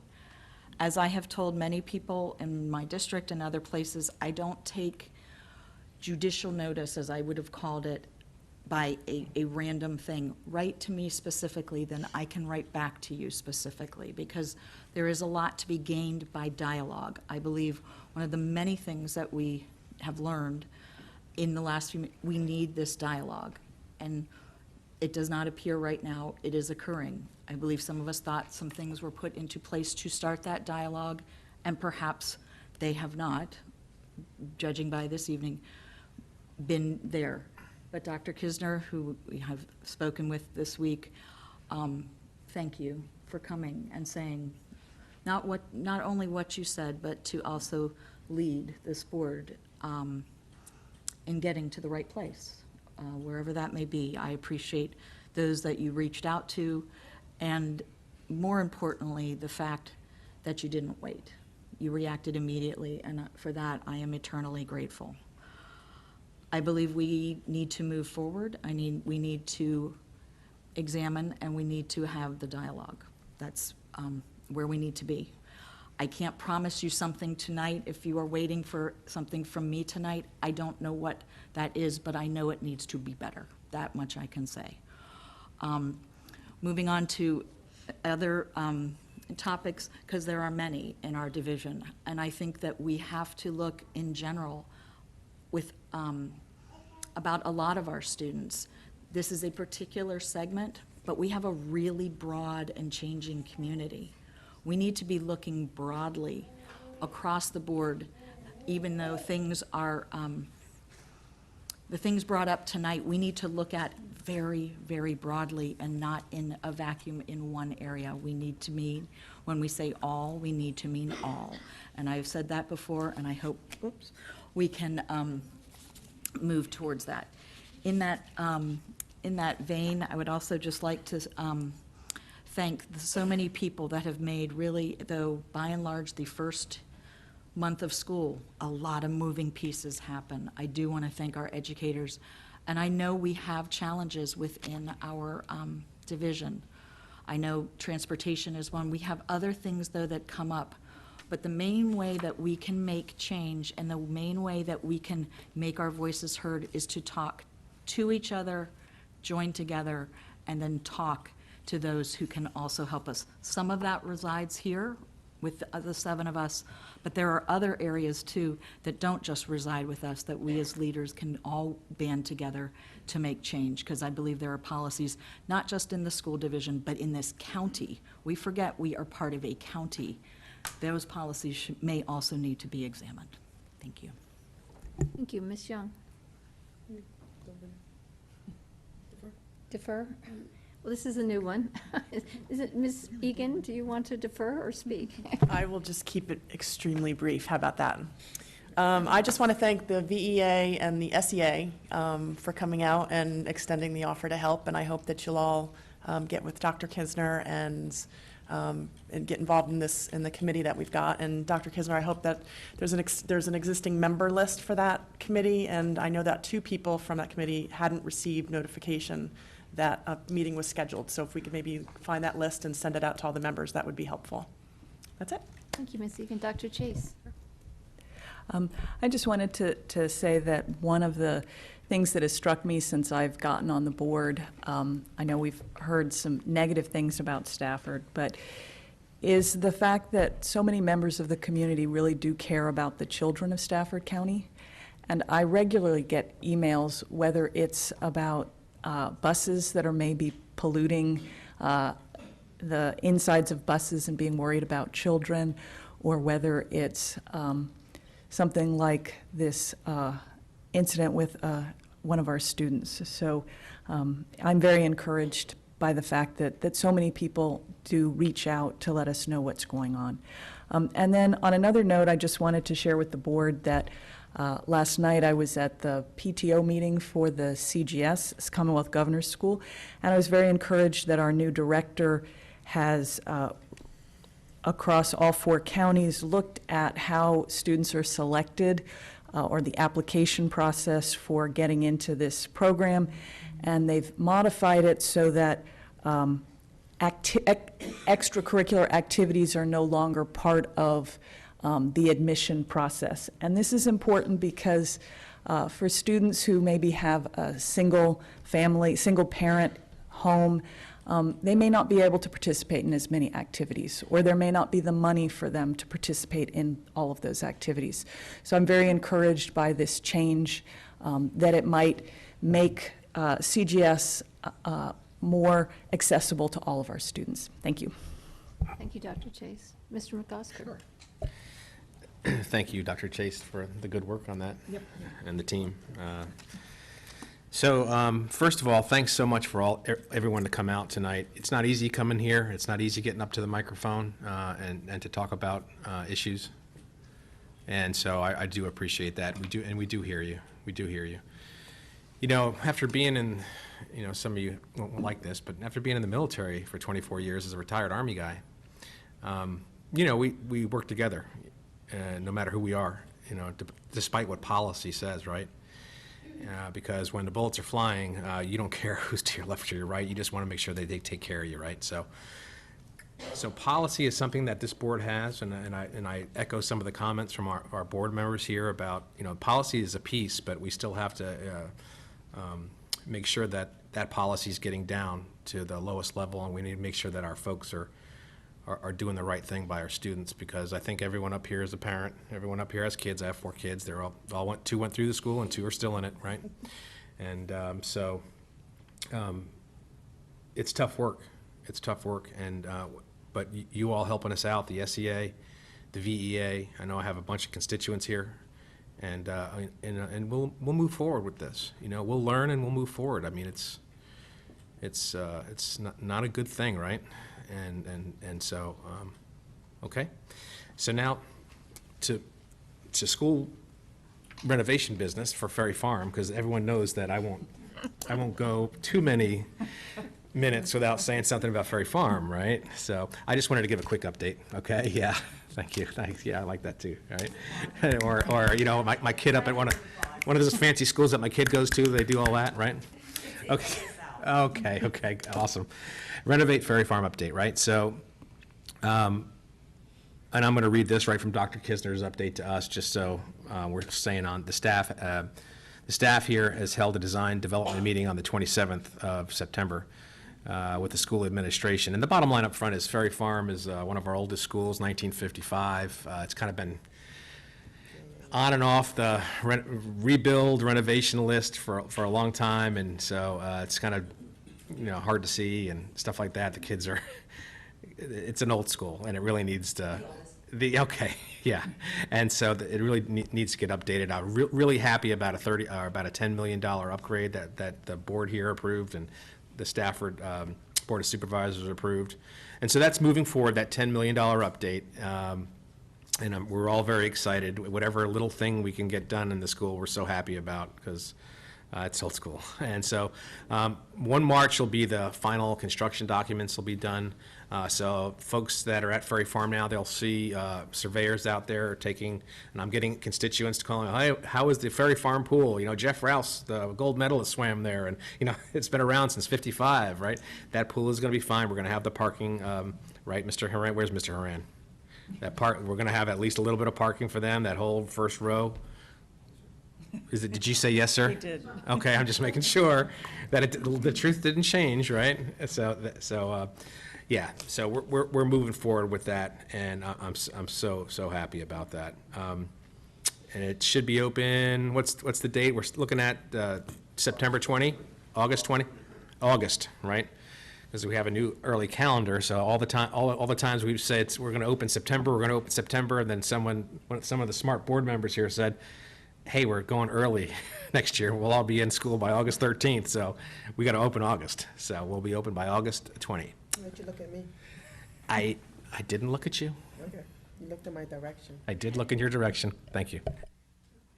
You're done? I'm done. All right. Ms. Young, your turn.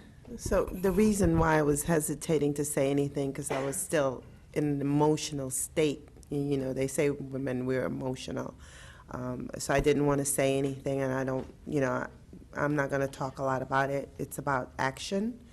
It's about making change. So I'm not going to sit here and talk through it. It's about the have and the have-nots, and it's about equity and diversity.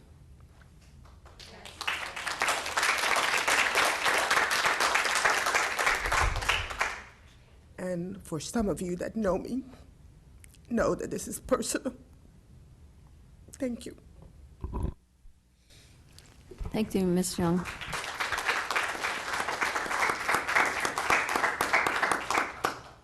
I want to also thank everyone for coming out and sharing your thoughts. If you did not have an opportunity to speak, we welcome your correspondence. We have a meeting every the second and fourth Tuesday, so if you want to come back, come on back. I also want to thank Dr. Kisner for his leadership in this very difficult time for Stafford County Public Schools. I mean, we're all very proud of our schools, but something happened that we're not proud of. And I appreciate Dr. Kisner not pointing a finger at someone. It's not the staff. It comes back to this board because it is a matter of policy. And it's time. It's time to come back. I know one of the speakers said, mentioned that if necessary, well, Dr. Kisner's still our new superintendent. I guess we'll give you 2 months to be the new man on the block.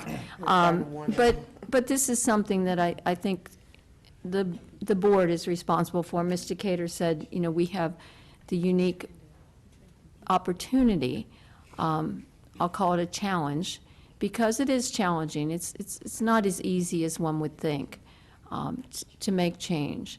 But I think this is the time to be addressing this, and I will be looking to the committee, which was established a while ago, but to specifically look into this, to come back to us, and I would certainly ask that it be sometime before, this school year is done, to give us time to consider it. I can't speak for the board, but I can say that I want to look at this, and I think we've heard the message, and the message is clear. We care about the students. Everyone here cares about the students. And I would say that everyone at that school cared about the students. It may not have been demonstrated. And Dr. Kisner apologized. I think we'll all apologize. Not only to the student that was involved, but to the families, to the community. And we do need to do better. So thank you, Dr. Kisner. I think if you all take a look into his record, he is an amazing man. He impressed me during our interviews when he talked about, his passion for diversity and for making sure that every student has an equal opportunity, no matter where that student falls on the spectrum, economy, anything.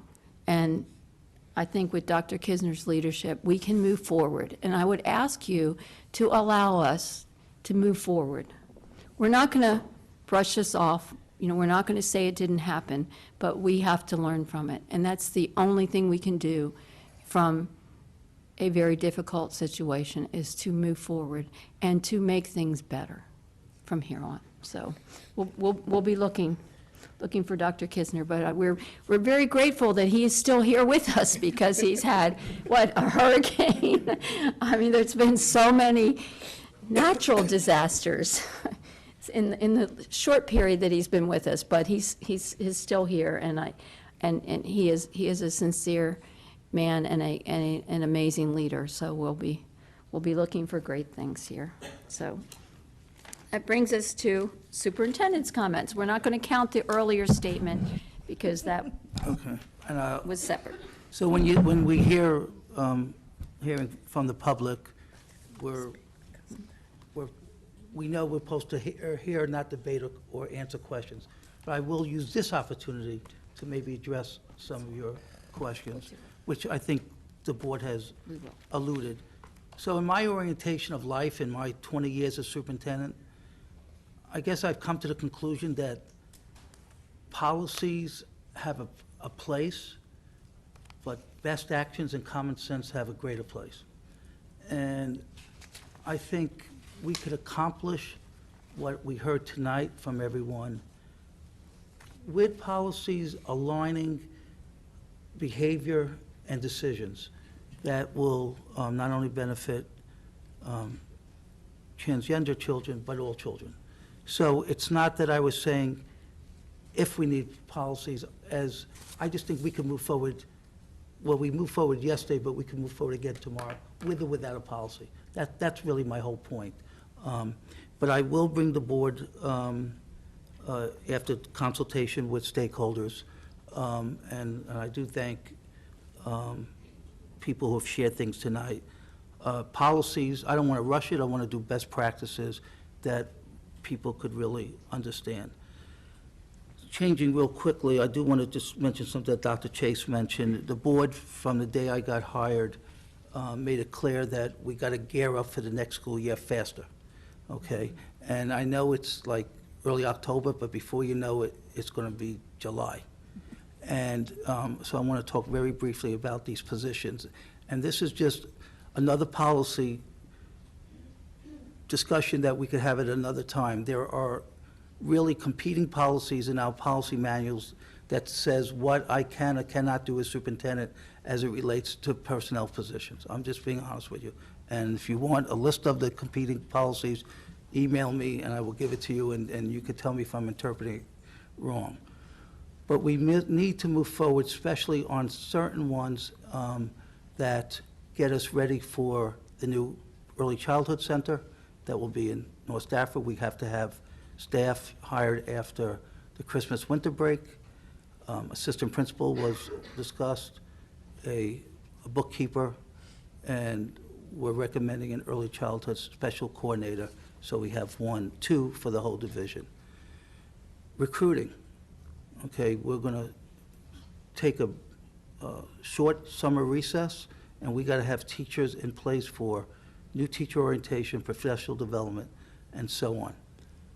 HR did ask for another position. I've gone back to HR after, so I know I've spoken to each one of you either individually or through email, asked them to reassess their current staff to see if they could get that position by redistributing some responsibilities.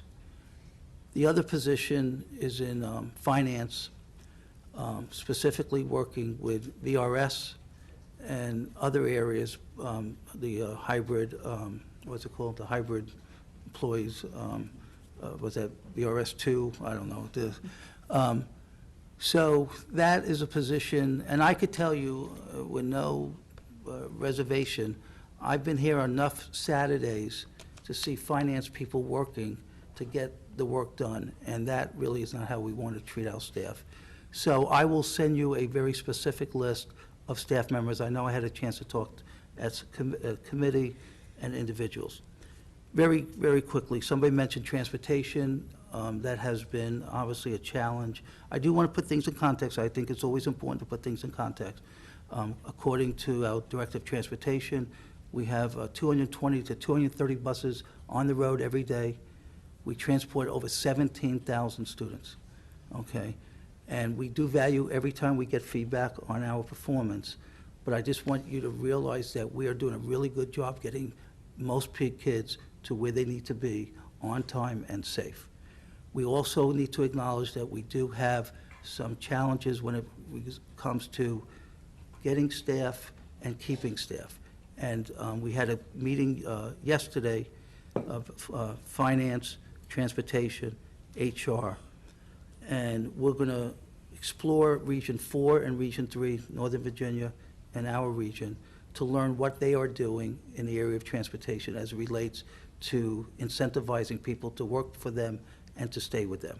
And in 2 weeks, because we want to move fast on these recommendations, or at least to be aware of it as we prepare for the budget. Some of these things may really be things moving forward for the following year. The other thing I just want to thank you, and I really think the community is thanking you, and we don't talk a lot about it. Well, maybe we do. We haven't talked a lot about it since I've been here.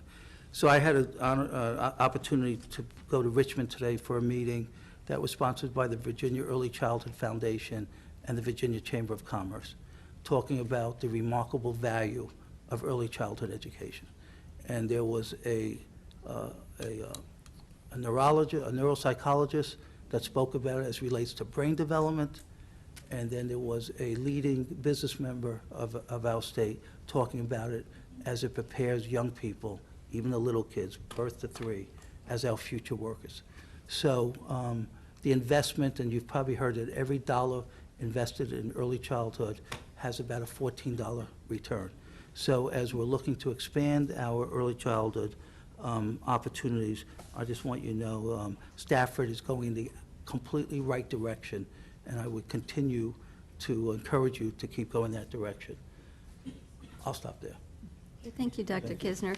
That brings us to the consent agenda. Do we have a motion for approval? Motion to approve. Second. Motion second. All in favor, please say aye. Aye. All opposed, motion carries unanimously. Brings us to action item 10.01, approve the school board's FY20 budget priorities. Dr. Chase, would you like to make a motion? Yeah, I move that we approve the FY20 budget priorities. Second. Okay, motion by Dr. Chase. I think Ms. Egan got that second in faster. Gotta move on. This stuff's exciting too. All right, is there any discussion here? Just one comment. Yes. Good work by the team on this. I think every single goal in here is appropriate and needed. Once again, for the 6th year in a row, my priorities are educational professional pay, number 1, and number 2, reduce class sizes. Thanks. All right, thank you, Mr. McOsker. Any other comments? Yes, one. Ms. Hazard? We discussed this very briefly at the FAB. I believe that the priorities that we have here are very solid, so I appreciate Dr. Chase taking my little niggly stuff. The one thing I do think we need to discuss, and it may be contained in here, is the SEAs coming to us with the 5% across the board. Do we want to, within the context of this, I don't think approving these tonight limits that, but I do think we as a board need to examine, are we looking for a budget that has that 5% in it? Because one of the things I would want to note, and Dr. Chase, you were right on this, on the part about saying, what is our comparison market? And I believe the discussion that we had, thank you, Jamie, for not coming, but thank you for letting me sit in and hear that our market is really a part of what the issue is. Remember, our teachers, and I'm speaking just to teachers at this moment, but that does not, please know that does not say anything against other staff, but teachers, we tend to have a lot of more data. what we are seeing is you professionals come out, some of you come off with college debt, all that, and it will take, in Stafford County, almost 16 years for you to make $50,000. If you go to the north, to Prince William County, it will take you 4. And I think that we have to be real in terms of figuring out what our real market is. I understand why we started with the 9, because those are the same ones as our funding body. At that time, we needed, in my opinion, to make the case, you compare yourselves to these 9, where do we fall? That was a great starting place, but I believe, and Sarah, I will say thank you for really making that a big deal, because that was a great start, but just like the other things we've discussed tonight, we need to move forward. And I think that changing of the market, which is highlighted in this, is very, very critical. So I will be supporting the motion, but I do think as a board, we need to have some discussion. I don't know if everybody has read those attachments, which were very well put together by the SEA, and I would just wonder if the FAB would, or somebody would like to have a dialogue with the SCA on those, because I believe they brought very, very detailed information. I don't believe a dialogue here is the best. Perhaps the FAB might consider that. That would just be my suggestion. Thank you, Ms. Hazard. Any other discussion? No, I'd like to thank Dr. Chase and the FAB for all your work in putting this together. I think this is a very well-stated position for the priorities and goals for the FY20 budget. And I appreciate all the work that you all did in putting this together. Now it's going to be up to us to advocate for it. All right, then we'll bring this to the board for vote. All in favor of the motion to approve the school board's FY20 budget priorities, please say aye. Aye. All opposed, motion carries unanimously. That brings us to item 10.02, approve the superintendent's proposed revisions to policy 1120, board/superintendent communication. Do we have a motion? Motion to approve. Second. Motion by Ms. Young, second by Mr. McOsker. I'd like to Do we have any discussion? I would like to offer a substitute motion. I'd like to offer a substitute motion to defer consideration of the new superintendent's policy until the completion of the superintendent's first 100 days to align with his recommendations about reorganization and realignment of duties, and after additional interaction with the board and members of the community. Do we have a second? Second. All right, so we have a substitute motion, and do I understand correctly, Ms. Hazard, you want to defer action on this proposed policy for 100 days? Maybe not the 100 days. No, I just want to make but sure I understand. Right, to align with Dr. Kisner's talks about his implementation of his 100-day plan, that he had indicated several things he was bringing, that this policy, to me, seems like it might be part of the big package of the fruits of his 100 days, of what you've learned about us, what we've learned about him, and making sure that we don't have the have what occurred, as Dr. Kisner's pointing out, certain policies that have come in and they're done in a vacuum. I haven't done a full look at all the policies of saying, if we approve this, are we going to find something somewhere else that says we should be doing something else? And it's not, please know, it is not against Dr. Kisner or anything Let me like just that. address that.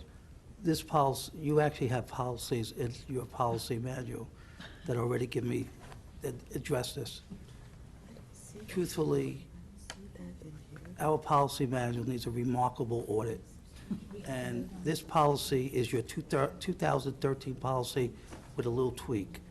And in so many areas, this is the best practice, this is the VSBA practice, this was your practice in 2013, this is what your superintendent needs to be effective, and I leave it to the board to make the final determination.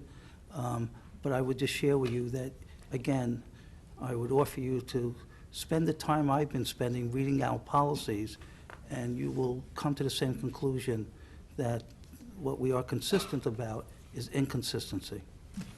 So we're going to vote on that? Yes, all right. Is there any other, we discussed this, correct, Mr. Nelson, and then we vote. Are any discussion on the substitute motion?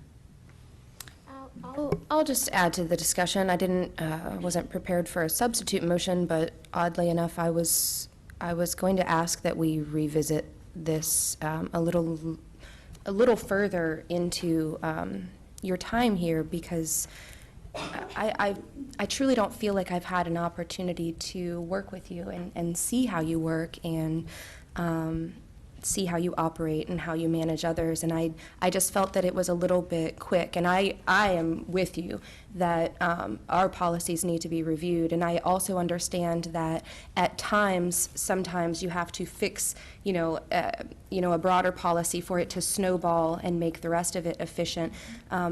I don't think that this particular policy is one of those cases that's going to prohibit you from becoming more efficient in other policy review. And so I just felt like personally, and I know I said this at our work session too, personally I wanted hopefully for us to have a little bit more time to work together and readdress this, and I'm certain that I could probably support it, just given what I know about you now and how I've seen you so far, but it's only been, a month, and so I'm asking for a little more time before we change this. Any other discussion? Dr. Chase? I guess my reaction to this is that, I look on it as I have two employees, and they're Missy and Dr. Kisner, and that I need to provide them with the resources they need to be effective in their job. So I don't really feel like deferring this because I feel like Dr. Kisner's asked us to do this in order to be effective. So I'm going to probably vote no to the delay and yes to passing the policy. Thank you. Any other discussion? No? All right, I'm going to not support the substitute motion because Dr. Kisner has asked us to take this action in an effort to streamline his management of the organization. And I don't think it will adversely affect the board's ability to communicate, with our schools. And I want to support Dr. Kisner. Now, if this turns out to be something that doesn't work or may not be needed, we can always come back. But at this point, this has been before us for some time, and I have not heard anything from, anyone on the board suggesting that, there was an issue with this. So I'm going to be voting no for the substitute in support of Dr. Kisner. And I agree with Dr. Chase. We have two employees, which is, fortunately, they're both here, and they're sticking with us. So thank you. Ms. Egan. I'm fine either way, but a couple of weeks ago, I brought to everybody's attention that I wanted something added to the work session, which we didn't have time for, which was to sit and have a work session about how we were going to go forward with plans on what is Dr. Kisner's, what is our expectation of him. We don't want to just send him out into the wild and not give him a set of expectations that we can, a year from now, measure his performance on. So I want to make sure that we're not forgetting to get that done while we're looking at all this stuff. So just a little. That's a good point, and Ms. Hall put that on one of our future sessions in the not too far future. So, all right. If I could just have a final comment. I do think that the board raised many issues in our work session, that we did raise concerns about not having a response time from the superintendent, also about the approval also means disapproval to not go into the schools, and I think that was of some concern, or at least it was raised. As I said, I think best practices, I would like us to work as a board to do that. I am, I understand, where the board is, and I certainly know that I believe Dr. Kisner and I talk, but in terms of organizational management, this just gives me some pause. So I just feel I have to be honest. All right, so do you want us to go question. forward with the vote? All right, the vote Call on the question. All right, now what we are voting on is a substitute motion. So you can vote. If the substitute motion passes, then we'll vote on it. No, if it Right. passes, then that's Is it. it? That's That's right. it. If it doesn't pass, We get it. I think we're clear. okay, if it doesn't pass, then we the revert back first to one. the original Original motion. motion, correct. All right, so just to be clear, what we're voting on the is substitute, a to defer. substitute motion to defer the, I'll say consideration Right. of the superintendent's proposed revision to the policy 1120, board superintendent communications for 100 days. Is that, okay, all right, so that's what we're voting on, that motion. Ms. Hall, would you, oh, well, all in favor? Aye. All opposed? No. No. Ms. No. Hall, would you pull the board? I anticipated asking that question. Sorry. No. Ms. Decatur? Aye. Ms. Egan? Aye. Ms. Hazard? Aye. Ms. Healy? No. Mr. McCosker? No. Ms. Young? No. Madam Chair, motion fails. All right, then that brings us back to the, well, it brings us back to the original motion, which is to approve the superintendent's proposed revisions to policy 1120, board/superintendent's communications. All in favor of the motion to approve, say aye. Aye. Aye. Oh, I'm sorry. Just one comment on this motion. I didn't want Not to. fast enough.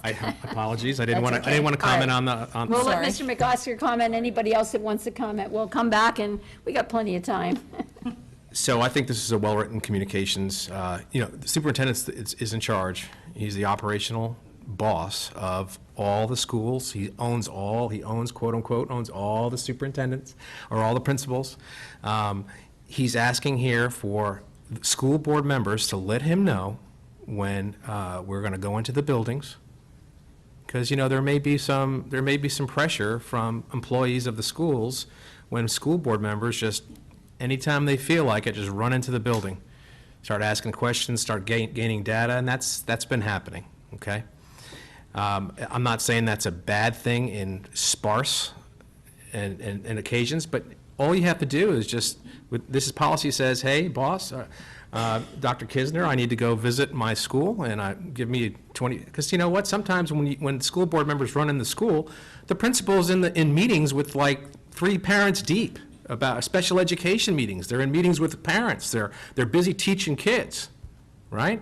So it is an issue. So this kind of gets after that by just kind of putting the school board members in a box, saying, hey, listen, guys, you're my boss, but you know what? You don't just run around all 17 elementary schools and all the high schools as you see fit, badging yourself in and just running around the hall. That's not our place. Our power comes is when we sit, all 7 of us here at the board. That's where our power.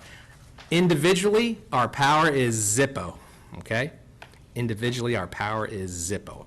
Our power is Very derived from the board, Very okay? fun, said quickly. So, Very firm, he said quickly. and Still talking. this is an old policy about the old 15-minute standard that Dr. Benson jumped on so eagerly. And it was, hey, if you're gonna have this long process that you're gonna burden my staff with, at least let me know what it is. And so that really hasn't changed here in this policy. And so those are the reasons that I'm gonna happily support this. I think Ms. Egan is calling for the question. Was that, yes, please. All right, thank you, Mr. McOsker. Ms. Egan called for the question. Oh, all right. All in favor of the motion to approve 10.02, the superintendent's proposed revisions of policy 1120, say aye. Aye. All opposed? No. Dr. Chase? Aye. Ms. Decatur? No. Ms. Egan? Aye. Ms. Hazard? No. Ms. Healy? Aye. Mr. McCosker? Aye. Ms. Young? I just wanted to say I'm guilty for buzzing in, and it's probably talking to me. I thought I was helping out the principals, getting up in there and But we just need an aye or a Yeah, is there an aye in there? an aye or a nay at this point. Yeah. Said I am guilty.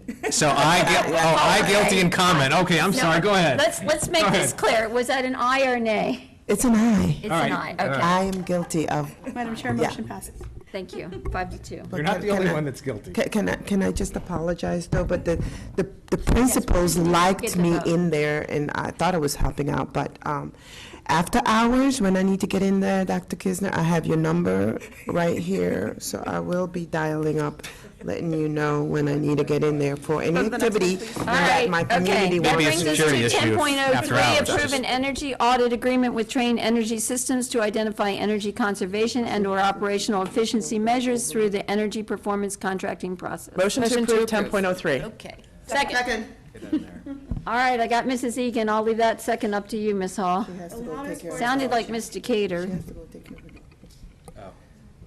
All right. Is there any discussion on this item? Any substitute motions? No? Okay. All right. All in favor of the motion to approve the energy audit agreement with Train Energy Services, say aye. Aye. All opposed? All right. No need to pull the board. 10.04, approve the award of a professional service contract in the amount of $167,000 using VPSA funds to Ascent Engineering Group of Roanoke, Virginia, for design and construction administration services for the repair of mechanical systems at Rock Hill Elementary School. I move that we approve, Okay, second. Motion by Ms. Decatur, second by Dr. Chase. Any discussion? All in favor, please say aye. Aye. All opposed, motion carries unanimously. 10.05, approve the proposed revisions to the Joint Capital Improvement Plan CIP policy. This is the policy that we discussed in our work session earlier this evening. I move that we approve 10.05. Second. Okay, motion by Dr. Chase, second by Ms. Young. Any discussion? Yes, I have discussion. I think we need to start somewhere, working together with the Board of Supervisors so we can move forward and get work done. Okay, Thank Ms. you. Hazard, did you want to say something? You look like I mean, I've you're I've about said this ready to. every night that we've had it on the agenda. I don't believe that this has been a joint process. I think we can do better, but I think that having the Board of Supervisors pass a policy before sending it to us does not smack of a joint process to me. It just does not. I believe that there is not, again, a recognition of the challenges that the school district has. We do not have enrollment figures that are usable, or the projections, till November. I believe it is very difficult for us to pick out CIP projects when we don't have new enrollment figures. And I do understand that it's tempered with, well, we only have to look 5 years out. But to me, the process of the CIP is to plan. And we have to start planning, and we have to start planning with good numbers. I believe that us and the Board of Supervisors can come up with a workable plan. I will certainly, participate, obviously, because I want what's best for the school district, but I don't believe that it addresses the challenges of the school district with the best information. And I am concerned that a small group of people can override the school board with but our committee needs to go in and fight for us, so FAB members, please fight for us. But I am very concerned that we're going to come with numbers later that can be overseen. And the 3R program, I am still not absolutely convinced how that has to be handled in the budget in relation to how this has been brought forward to us. I'm still just not clear how we're handling it, so. Okay. Any other comments? No, all in favor of the motion to approve the proposed revisions to the joint CIP policy, say aye. Aye. All opposed? No. Madam Clerk? It's me. Aye. Ms. Decatur? Aye. Ms. Egan? Aye. Ms. Hazard? No. Ms. Healy? Aye. Mr. McCosker? Aye. Hi. I mean, aye. Aye. Did she say aye? That was an aye. Is that Ten- an aye or a hi? 10.06, approve this FY20-FY29 CIP, large project and infrastructure project priorities. Do we have a motion? Motion to approve. Motion by Ms. Decatur, Second. second by Ms. Egan. Any discussion? So what are we approving? Okay, all right. So I would personally suggest that we approve this list as is, send it over, have it scored. It will be brought back to us. I understand, I asked the question, do we then have to approve it? I understand it will be brought back to us, and I believe we can make tweaks at that point. And we also have the three of us in this committee that will be working on it all year, and I'm Is that correct, sure. Mr. Horan, that it will be brought back, I think? Well, I asked this in the work session. Yeah, I just want to make sure that he says it in open session. Yes, ma'am. So, Were you listening? I was, yes, Okay, ma'am. I just want to make sure. So certainly, the process brings it back to the board for consideration. As you've discussed, the FAB members will be participants in the OSC as part of the process. I do want to point out to the board that the county is requesting all of the candidates' projects that the board wants to forward over to have detailed information associated with that. And that means the year in which we desire the project to be, so that we can fill the data sheets out properly, so that we can identify the cost of the proposed project. We will not be able to do that unless we have some idea when the school board would like to have those projects considered. We will not be able to nail that cost down, because we do have current cost, but we do not have the proposed year that you would like to support that project in. And Weren't we instructed at the work session that we would be able to get that back and then go ahead and assign? I don't recall saying that. If I did, I was Let me ask you mistaken. this. And where did the because- years come from that are already on there? Just real quick, sorry. The years that are already listed on there, where did those come from? Old data? We suggested from a need perspective, based on the projections for new construction, based on the enrollment projections. That's where the high school, elementary school, and to some degree, rebuild Hartwood. That would be next year. The other project, that's right, the other projects are subjective. They're all renovation projects, and the need date from a facility perspective is as soon as we can get them done. And so we listed those as a starting point for discussion in 2020, realizing, as what the superintendent said, that it's not realistic to try and support all of those in 2020. We know that. So that was the intent, to stimulate the discussion in the work session, which did not achieve. Hey, Dr. Kisner, did you have something you wanted to? Previous documents had the other column completed, right? We left it blank today. But we had anticipated completion dates. They were subjective, and they were provided by staff. Right, so you have 7 board members, you got how many projects? 9. You do the math, there's gonna be a lot of 10. calculations to figure out how you're all gonna agree on the order. I count 10. I'm sorry. Could we, So there's, I guess what I'm just suggesting is allow staff to put dates on it. And I know, so they could move forward on the other side. Because this is the process, doesn't mean the process can't be amended. And then at the next board meeting, show you the dates that staff concluded, and if anybody has real concerns with those dates, we'll adjust it and get it back downtown, across the street. I'm fine with that, are you? Yeah. I'm fine with that. So we do have one priority here that high school 6, High I school's heard taken. most of you all. I didn't hear that any was disagreement on Number that. one. No, I mean, it didn't matter to me, so that was one.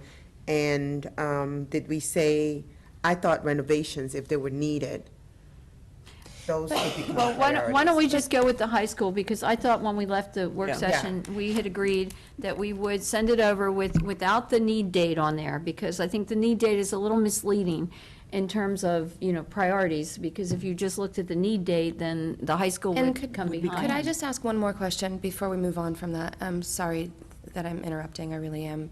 But when we put a need date on there, it's kind of null and void anyways when we start balancing it, because it slides, right? It's There's based on certainly that potential. affordability. We certainly know that in the first 5 years, there's affordability balance. So- In the second 5 years, the need date is not dependent on affordability. So you can, in theory, have 4 or 5 projects identified in year 27 and 28 that aren't dependent upon affordability, and they could be presented as part of the formal approved CIP, that it's there, it's recognized as a requirement, we don't have to have it balanced. As it gets closer to being in the first 5 years, then you start to put some serious thought and discussion in both boards as to affordability. Can I ask a question? Everybody agreed on the high school. Where are you all stand on these renovates that are 2020, and how much different would it change when the staff takes it over? What would that date be for those renovates? There's 1, 2, 3, 4 renovates, including Ferry Farm. I think that's an excellent question, but that's a question that we need to ask Dr. Kisner to address with staff and come back to us with a Right. report at the Sure. next meeting. Okay. Because I don't want to put Mr. Horan on the spot. Thank you. And, He's you know, already on the spot, but anyway, well, yes, sure. but he works for Dr. Kisner. You don't have to remind me. Yeah, so, because at the work session, I think I heard another board member say, I'd rather not move renovations first, I'd rather add additional space. Okay, gotcha. Okay, so, Capacity. again, I asked that don't. question and then I mean, nobody said that. We could conclude, if we want to, if you want to, I work for you guys, so I could stay here all night long. I just go upstairs tomorrow. I have an extra tie. So, the question that I think, Scott, I would offer you this. And this is the problem. He's telling us, and I understand, that they want to know the date so they could start doing their preliminary calculations. Yeah. Okay? And it doesn't appear we're ready to offer the date. And what I would maybe respectfully suggest is, I'm not sure another 2 weeks is going to make or break the process. Okay. Can I offer, oh, sorry. Yeah, and so, if the board wants to make this final determination, knowing that, again, these are more aspirational than real, okay, is to give the staff give time to put dates on it, and then we'll get you the information before the next 2 weeks. Could I offer maybe trying to figure out a way to do the middle of the road? How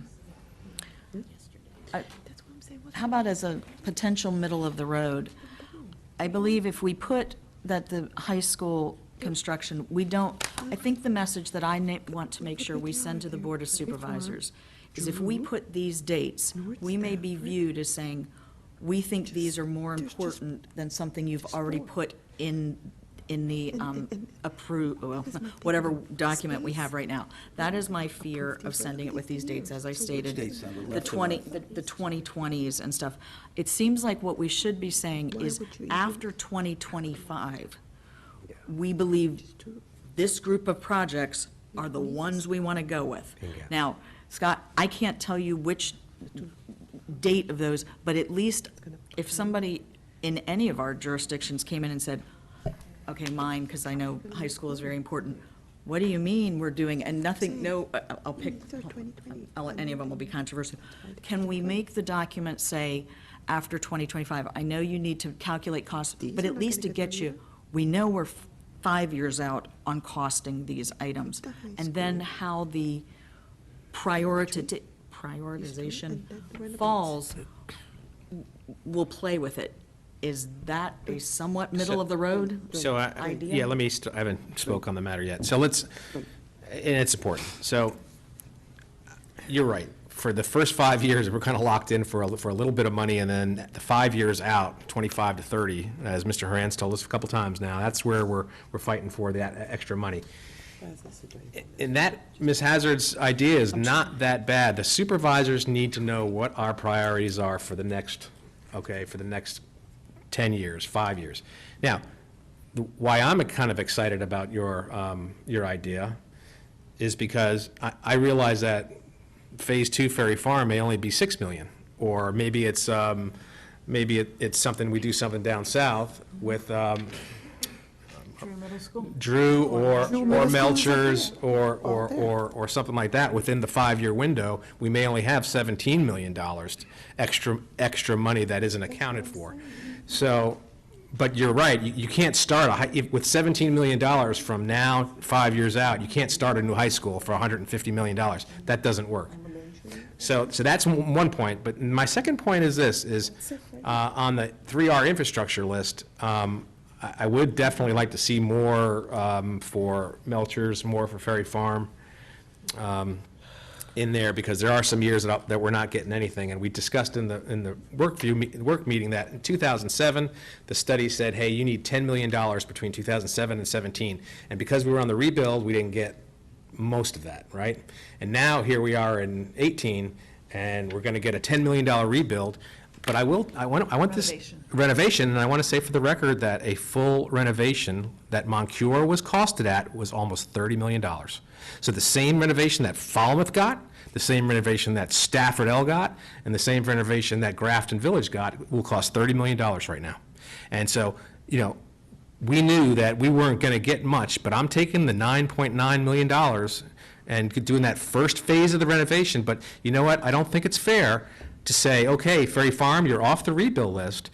Here's your $10 million of renovation. Be happy with it, and we'll come talk to you in 10 years, right? That's not an option. So I would like at least phase 2 to get done in Ferry Farm, number one, or if it can't happen, at least make sure on the infrastructure list, where we're given $5 million a year, Ferry Farm isn't down for zero for a couple of years. I mean, you know, the dishwasher that half works all the time. I mean, that's the kind of stuff that, and I know we know about it, but you can't like take both. You can't take all the money for the renovation and not give any 3R infrastructure project list to an old school like that. So, but what is all this? Did you work out the dates? What are they shoving under my, oh, that you? Okay. Well, So anyway, that's my thought. I know that didn't help our situation here too much, but maybe we do need to leave, come up with a list right now. Renovates. I don't think we can, And- I don't think we can do it right now without further discussion. Or pull it and pull the 3R infrastructure list, because if the board decides, like for me, I would just please give me the opportunity, if you say, hey, we can't get Ferry Farm Phase 2 done, because we don't have the money, please give me the opportunity to say, okay, but at least start adding on 23 and 24, you know, $500,000, $600,000 out of the $5 million to make sure I'm trying to catch my students up with being equitable. I mean, really. And we have to do that with all the old schools. And all the old schools, you know, yeah.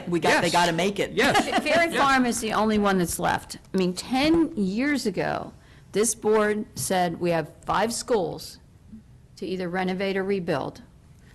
Ferry Farm was the last on that list, and you're right, it got left out.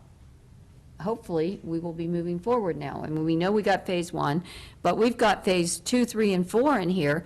They're all say they're needed in FY20. Yeah, it's not gonna happen. Realistically, it's not going to happen in FY20. Right. The question is whether we want to send the list to the supervisors with the high school identified as our number 1 priority, which I didn't hear any disagreement from anybody on this board, without a priority order on the other, or if we want to wait to send this over later. Now, when Dr. Chase and I met with Mrs. Baumke, Dr. Kisner and the county administrator, she made it very clear that if we did not send this list, that action would move forward without our input. And that's why I was trying to. So if we're going to defer this, I would suggest that we be ready to take action at the next meeting at the latest. I know, we've, That's why I've tried to come up we've had Is there a work way to- session after work session after work session. But if we want to prioritize, then we're going to have to do it. Other than the high school, I don't think the high school, there's no issue on the high school, right? Everybody agrees that's number 1. That's also the most expensive, item on the list. And I would just go back to sort of my comments of saying, based on what we've been told, the 5-year window, we still want to stick with where we are with high school number 5, high school number 6. The remaining projects, we believe based on, but gosh, if there's money available, we'd love to fund something earlier.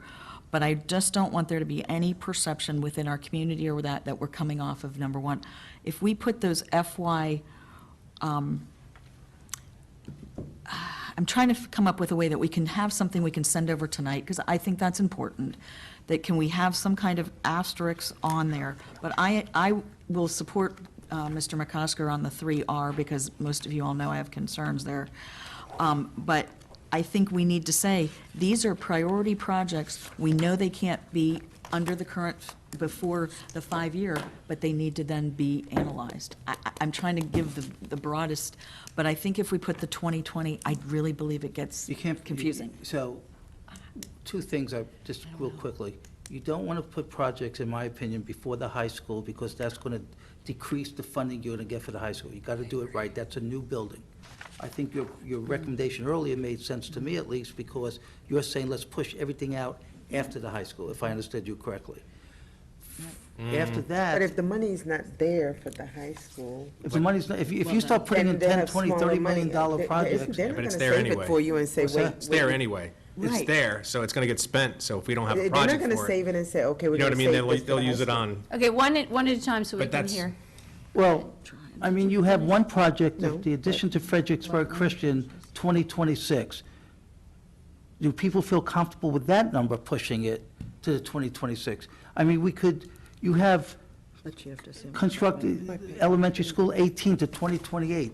Do you feel comfortable with those dates? I mean, you could probably knock 4 or 5 of these off right away, if you feel comfortable with the need date, because the need date is so far out, it could be the realistic date. Because I don't have the information you to know, move what the what high they're going to do school is they're going to put budget. it in that 10, they have that 10-year CIP, it's already costed out, inflation, But they're gonna, I And they're gonna start think plugging what I numbers heard in. was they're gonna choose the dates for you. well, if the Board of Supervisors needs priorities from us, That's what they've asked for. Well, they've asked for a project list. I mean, we've all agreed on the high school. Do we large want to project. identify a number 2 priority after the high school? Elementary, Elementary school. Elementary school, 18? yes. 18. Do we want to leave it for FY 2028? Right now, that, I do, yes. Okay, all right. What about rebuild Hartwood Elementary School? Do we want to leave No. that on for FY 2028? If it's going to add capacity and it's going to be put in the urban services area, 2028, yeah, that could stay there. I thought maybe you Right. could move it up eventually. Well, 2028, remember, we're not restricted to a dollar amount. It's the Right. first 5 years. Right. What happened? Say that again? We're not restricted to a certain dollar amount in terms of the county meeting its budgetary constraints. What does this dark line means, Dr. Kisner? Scott? What do you? 1, 2, 3, and then there's that line. What did you mean by that? That was a holdover from the previous chart. It has no meaning on this chart. Okay. I guess I would be in favor, I would ask the board to consider rewording Hartwood to rebuild or renovate, and then that can be discussed at some point. Does that make sense? Yes. Renovate as, the. Rebuild where or it's- renovate? Yeah. Well, I don't think we'll get approved for renovation. I was going to say, we could do that, but the way that it's scored, it probably, I mean. what are But we- I did ask Scott to bring back, to bring the. Yeah, but the option. issue is that it's not in the urban services area. Right. So why would we renovate something that's not, that has no services? I don't think the Board of Supervisors will allow us to do that. That would be foolish of them. Just my opinion. I just wanted to see what it costs. In order for me to make a decision Okay, and vote on that. one at a time. Keep One it at in. a time. Ms. Young? I'm just saying, in order for me, I wasn't here, I'm here now. I want to see those numbers so I could make a realistic assessment and decision. What numbers? Scott knows which numbers I'm asking. So the availability of funds within the first 5 years and the availability of funds as estimated within the second 5 years, that would be out.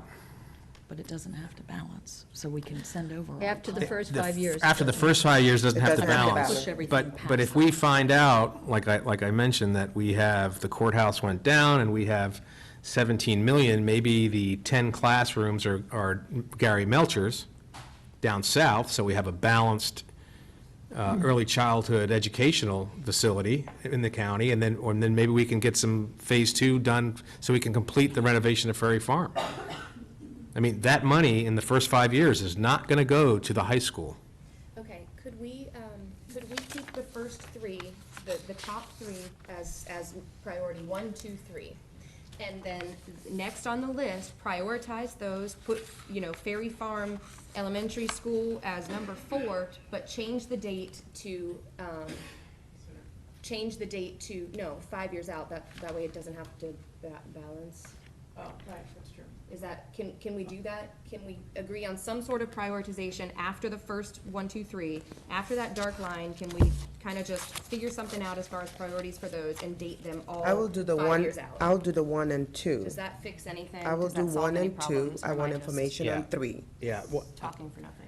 no, I think I know what you mean. I'd be happy with 1 and 2 right now, and I know Heartwood is going to be in the out years. So is 18. All of this is in the. However, it's very, very possible right now that we'll put 2,000 school capacity with elementary school 18 being off 17, or in that Heartwood district, and also the new Heartwood being in the district, and you have the old Heartwood, so you'll have, we're asking the county to give us a capacity of 2,500 students. I thought And 18 was in going. that whole, and so I mean, that's the elementary school 18 and the Heartwood brand new, like both in the same year. That kind of confuses me a little bit. Yeah, I thought Embry Mill was supposed to get the number 18. Yeah. 'Cause we need Embry one in Mill, the- one in the there's a north, one in the site, there's a south. site on Embry Mill. Yeah, but the need is right now, I thought I heard earlier in the work session that That's- we need an elementary school in the north and one in the south. Did I just hear you say? That's what I heard. That's what I heard for the first time today. But, yeah. Okay.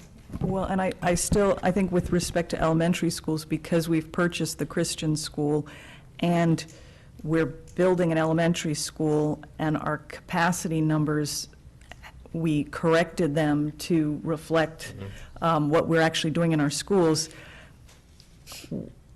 I don't really know when we need the next elementary school yet, until staff has presented us with those corrected numbers. So. And that's our challenge. Right. I mean, I'm very clear that we need to construct elementary school number 18, but I don't know when and if we want to rebuild or renovate Heartwood. Right. Do we need to have a work session on this to get it done? Because we're not getting anything accomplished. Third until time's a 10. charm. This is a fluid document. Can we That too. please approve something to send over? I understand. I the say need. 1 and 2, and then Oh, boy. the renovates. Why isn't it, oh boy, Jamie?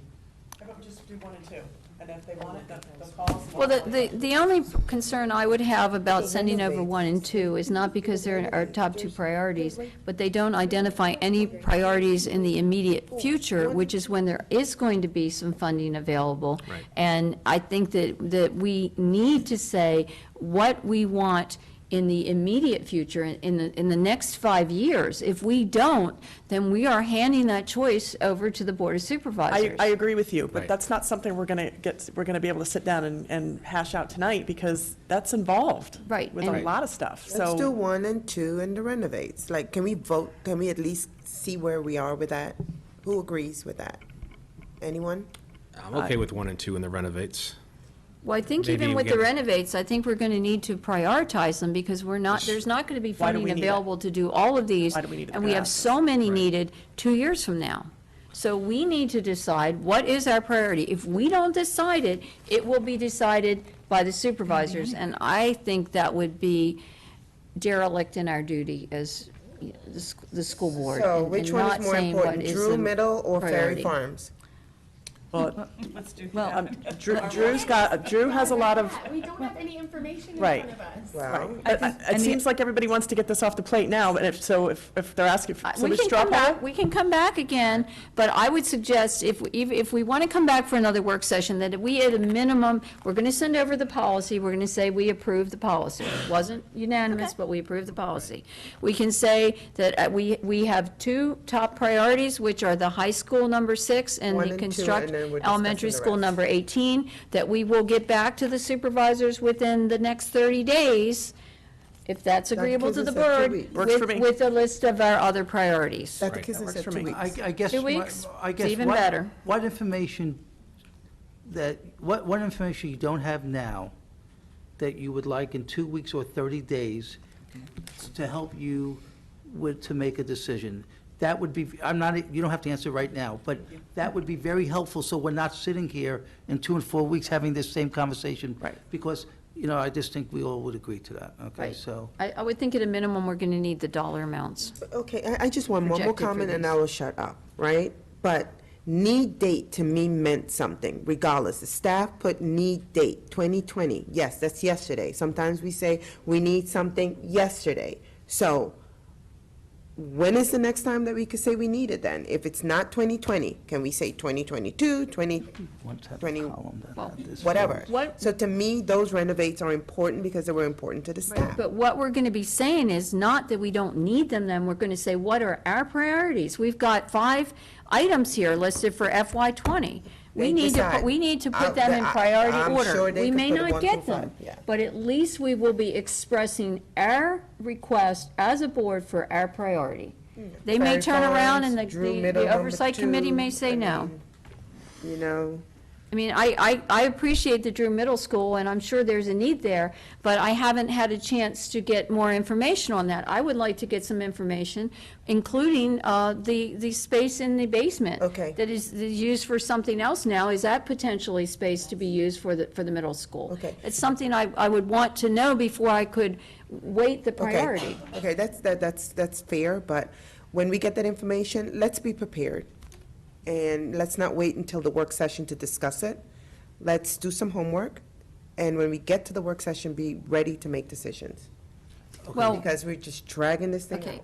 out. At the work session, we will have the discussion. At the board meeting, we will make the decision. I understand all of that, but if we have the information before, we could look at it and, try to come up, make sure that we know what we're talking about. When we get to the work session, we could start, All right, we could. so anybody that has any request for information, please send it to Dr. Kisner by Friday, so he will have an opportunity to get it together, and as, in his new communication policy, he will be sharing it with all of us. Ms. Healy, I would support, though, what you said, that something can go out after tonight's meeting. Do we need a motion to send, because I do want us to look like we are struggling with this, but we do have 2, 1 and 2, I agree. I mean, I have further thoughts on things, but believe me, I've got enough stuff here to argue them, but that's not what we'll do tonight. But say 1 and 2, and say the other projects we are examining in light of our enrollment and other information, we want to provide a analysis of when this is, and whether capacity, in my opinion, is added. I think the Fredericksburg Christian School is something we should not dismiss, and Ms. Healy and I completely agree, as I stated in the work session. Renovate Drew Middle School, I don't know if the private day school needs to be a separate block or part of that block, but I do believe that is a discussion at some point we need to have, as long, as the board seems they want to expand whatever. Drew does not seem to be, to you, Dr. Chase, on that, but I think that's one. That this is something that they could decide really staff. motion to send over the first Do we, what we'll have to do is to go back to the original motion and see if the motion maker will agree to amend that motion to limit the list to the first 2 as the board's priorities with a. You were. And you're going to, so. I'd be happy just to so we amend the give Scott motion. clarity, for the second, for the elementary school, the target date is 2028, Well, we don't, the open date? I don't know how. Somewhere in there. Okay. Wherever the affordability is between those 5 years. I mean, Well, at Well, some no, it's point, we had outside the of 5 information to put those those dates 5 there. years, the outside 5 See, years. that's There's exactly no where I was limit. with that. There's a limit. Well, It's not like, right now. no, you can put 28, but it doesn't matter, is what I'm saying. No. okay? Yes, that's true. It's out 5 years. Just put 29, If put 28. Dr. I think that's a Kisner, if you're request, if I comfortable, is that's when we're going to need the school. Yeah. And I'm assuming that since that's here on this list, it came to the board in our work session, it's here for action, that is a valid and proper need date. So you're, never mind. It's the one that we used from last year's CIP, since we Right. have no additional new information to base it off of. I think we have to use the The 2028 other ones. Scott, the rest of these dates, was that the FAB work session where we all sat in there and said, let's go for broke, we need these by these dates, and we put those dates on there? Do you recall that? I don't recall that, but I do know that the data available to us in the enrollment projections from last year is where we came up with the need dates for elementary school 18. Yeah. Okay, so what do I need to do here? Amend the motion? Amend the motion, would you consider amending the motion to send the large capital project list priorities of the school board with only to include construct high school number 6, and we're just going to say that our date, is that the open date? Is that correct? The need date is the date to open in FY 2025? Is that, need date means open, right? Just want to make sure. Well, There are two separate dates. The need date, based on the enrollment projections, if you recall, is 2025. That's when the need, when we So go over 100%. that's when we need to open it.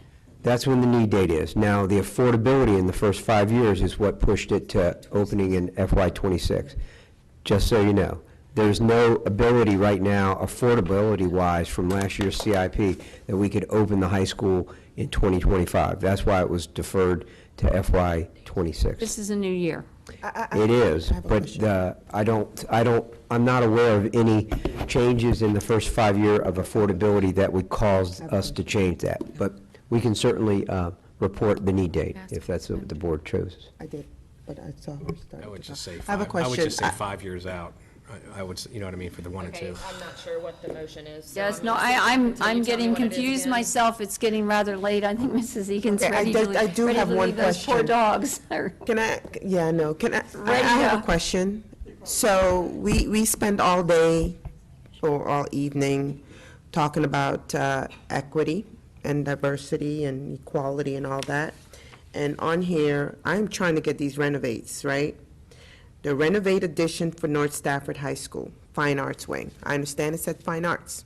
That's things that every other school has and this school doesn't. My question, may I ask? Yeah, please do. Yeah, so. We'll see how he my- answers it. Yeah. So my question is, when that study was done, Yes, ma'am. I know we're not getting penalized because it's a study, right? Absolutely not. It was a study So, to but- identify the So it was identified deficiencies. when? We did this study last year, and it Okay. was identified a few months after the CIP process initiated, so it wasn't a candidate project because the study hadn't been done.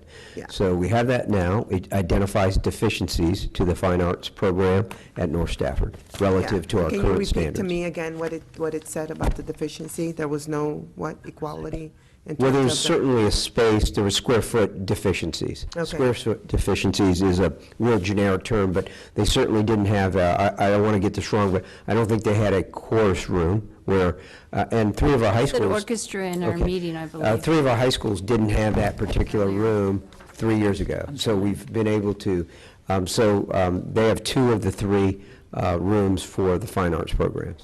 Okay, and I didn't see I was looking for a cost to it. That's correct, you did not see a cost. We don't know the cost because we Okay. don't know what year to. If I, oh, Do you have a kind of a ballpark? We do. I don't have it at my fingertips, but depending on the year, if it's in FY '25, it will be a certain amount. If it's in FY '28, it'll be more Because than that So it amount. says need 2020. What was the amount? The need- for- the deficiency is today. Right. There is a deficiency today. So based on all these renovations and that particular project, the need is now. Now, whether we can afford it or not Right. is the question at hand. But if Was if there you a had to number- build it today, what would it cost? Yeah, was there a number? I have that in the study. Yes, ma'am. It's in the study. I can And provide Robert, that to you you. can't remember? Why don't No, we ma'am, I do have that not. come back to us? That can be one of the information that you want to come back. I don't Right. see we're going to be Yeah, able that's to fine, reach but that's why any I would like conclusion with this that one a evening, priority. other than constructing high school number 6 and constructing elementary school 18. And Ms. Healy, if I could just say, I would be very cautious of the board changing anything with the date on the high school 6. In FY '22, we have $5.1 million already allocated, then 43 million, then 62, then 28, then 1.3, I guess, for closeout. If we move that date, I believe that will shift. But it's a year open. Does that change it? No, but what I'm If you saying bring is it there's closer, already it a goes plan down. in place based on the schedule there. I do not believe the initial enrollment figures that I have seen to date have caused me to change my mind about the high school and its need date. So are you, I guess what I'm are saying you, is that will I'm still open up to lost. 2026. I'm just saying, this has been in there, if we No, move no, out the a only thing date, we're gonna I talk think that about is Oh, if you move out, okay, but if you keep the date. yeah. keeping the date, that's why I'm arguing for it. How about this, how about a substitute in this way? Motion to send high school number 6 and elementary school 18 as the two initial priorities of the school board. The school board is in the process of examining an additional 8 projects to determine their, okay, and that's where the word, how about, does that? Well, give us I don't know if I'd call these the initial priorities. I would call these as the current priorities. Current, okay. Because if we say Sorry. initial, then it may be interpreted that it's subject to change, which we don't want that. Okay, I was trying to write something that we could get. But I do think we need to address this again soon. If you think we can have the information for the next meeting. Something like that. Oh, my goodness. And the 3R infrastructure project list will get moved to the next meeting as well. That's right. The only thing that would be Gotta make going sure over we're not here doing- is construct high school number Right. 6 and construct elementary school number 18. And, all right, do we want to put, I think we have to put the year to open. I mean, the need date is almost irrelevant if we're not going to say it's going to open when we need it. Do we know when they need it? Do you know? Well, then you have to keep those dates there, because So those then are it's a those are the need date. dates that. That is those are the- needed. Well, I think we report it as a need date, and if it's not affordable, then not they'll come affordable. back and say it's not affordable. Right. I mean, if we say a need date and an open date, I mean, that's settling. If we want to settle, that's okay if we can do it, but if we We might not be able to do need it 25. earlier, then we should ask for it earlier. Right. We will take the funding for it close to that date. All right. Mr. Horan will know that. So is that clear as mud? Is that acceptable, Ms. Decatur? Yes. All right, so we all know we're voting for, to send a list with 2 items, both with the open date. Will the open date be 2025 for the high school? Is that what you want? So what we're doing is motion to send the large capital project list with high school number 6 and elementary school wanna number renovate 18 up as in the there. current priorities with the dates I get no renovate. currently listed to the board with the understanding that we're in the process of examining an additional 8 projects to be prioritized and sent within, how many days? Within, I'd say 30 days, Within but 30 if within we can 30 do it days in or 2 sooner. weeks, it's even better. anybody have a second to that? Second. Thank you. Did you withdraw the first motion? I assume we can withdraw the first motion, Mr. Nelson, and then, You can, because you've not enunciated it. okay. Huh, see, because I couldn't figure it out. Okay, all right, so this is the motion we're voting on. The only motion on the floor is the one just stated by Ms. Decatur, second by Ms. Young. Okay, everybody clear on that? Yes, it does not include that project list. It does include anything other than high school number 6 and elementary school number 18. That's all. Okay, Okay, clear? No project list. You happy? got it. Yeah. All right, all in favor of the motion, please say aye. Aye. Aye, all opposed? All right, that brings us right to information items. Good Lord. Approve the division-wide and subject area textbook adoption committees for mathematics, K-8, drama 6-8, IB music, IB psychology, IB world languages, Latin, French, German, Spanish, and IB anthropology. This will be coming back to us at the next meeting. I'd suggest if anybody has any questions, they send them to Dr. Kisner. There is one item on this report that I had asked Dr. Kisner to highlight, and they put it in yellow, which I thought was significant. That's every parent who volunteered to be on this committee was put on the committee. And Yes. that's, thank you very much, Dr. Kisner. I think that means a lot to the All two of community. them. So anybody has any questions on that, send it to Dr. Kisner. He'll share them with the board. Item 11.02, approve the changing of the Governor's School Culminating Research Project to an elective credited elective course. Whew. Send that to Dr. For the 2018-2019 school year. Dr. Chase, do you have any Comments?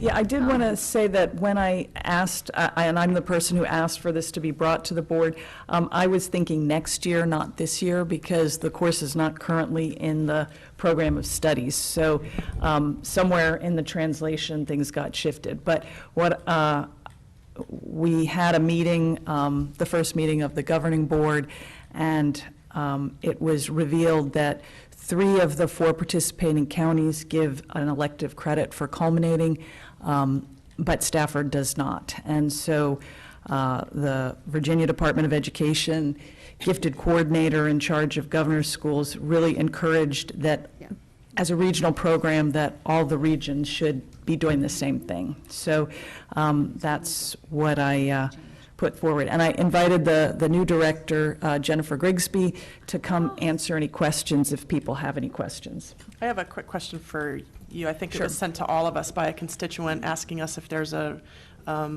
option that we can look at. And I reached out to Jennifer Grigsby to ask her, and I think she can come speak to that. Okay, cool. Thank you for staying this evening. Hello, thank you for having me tonight.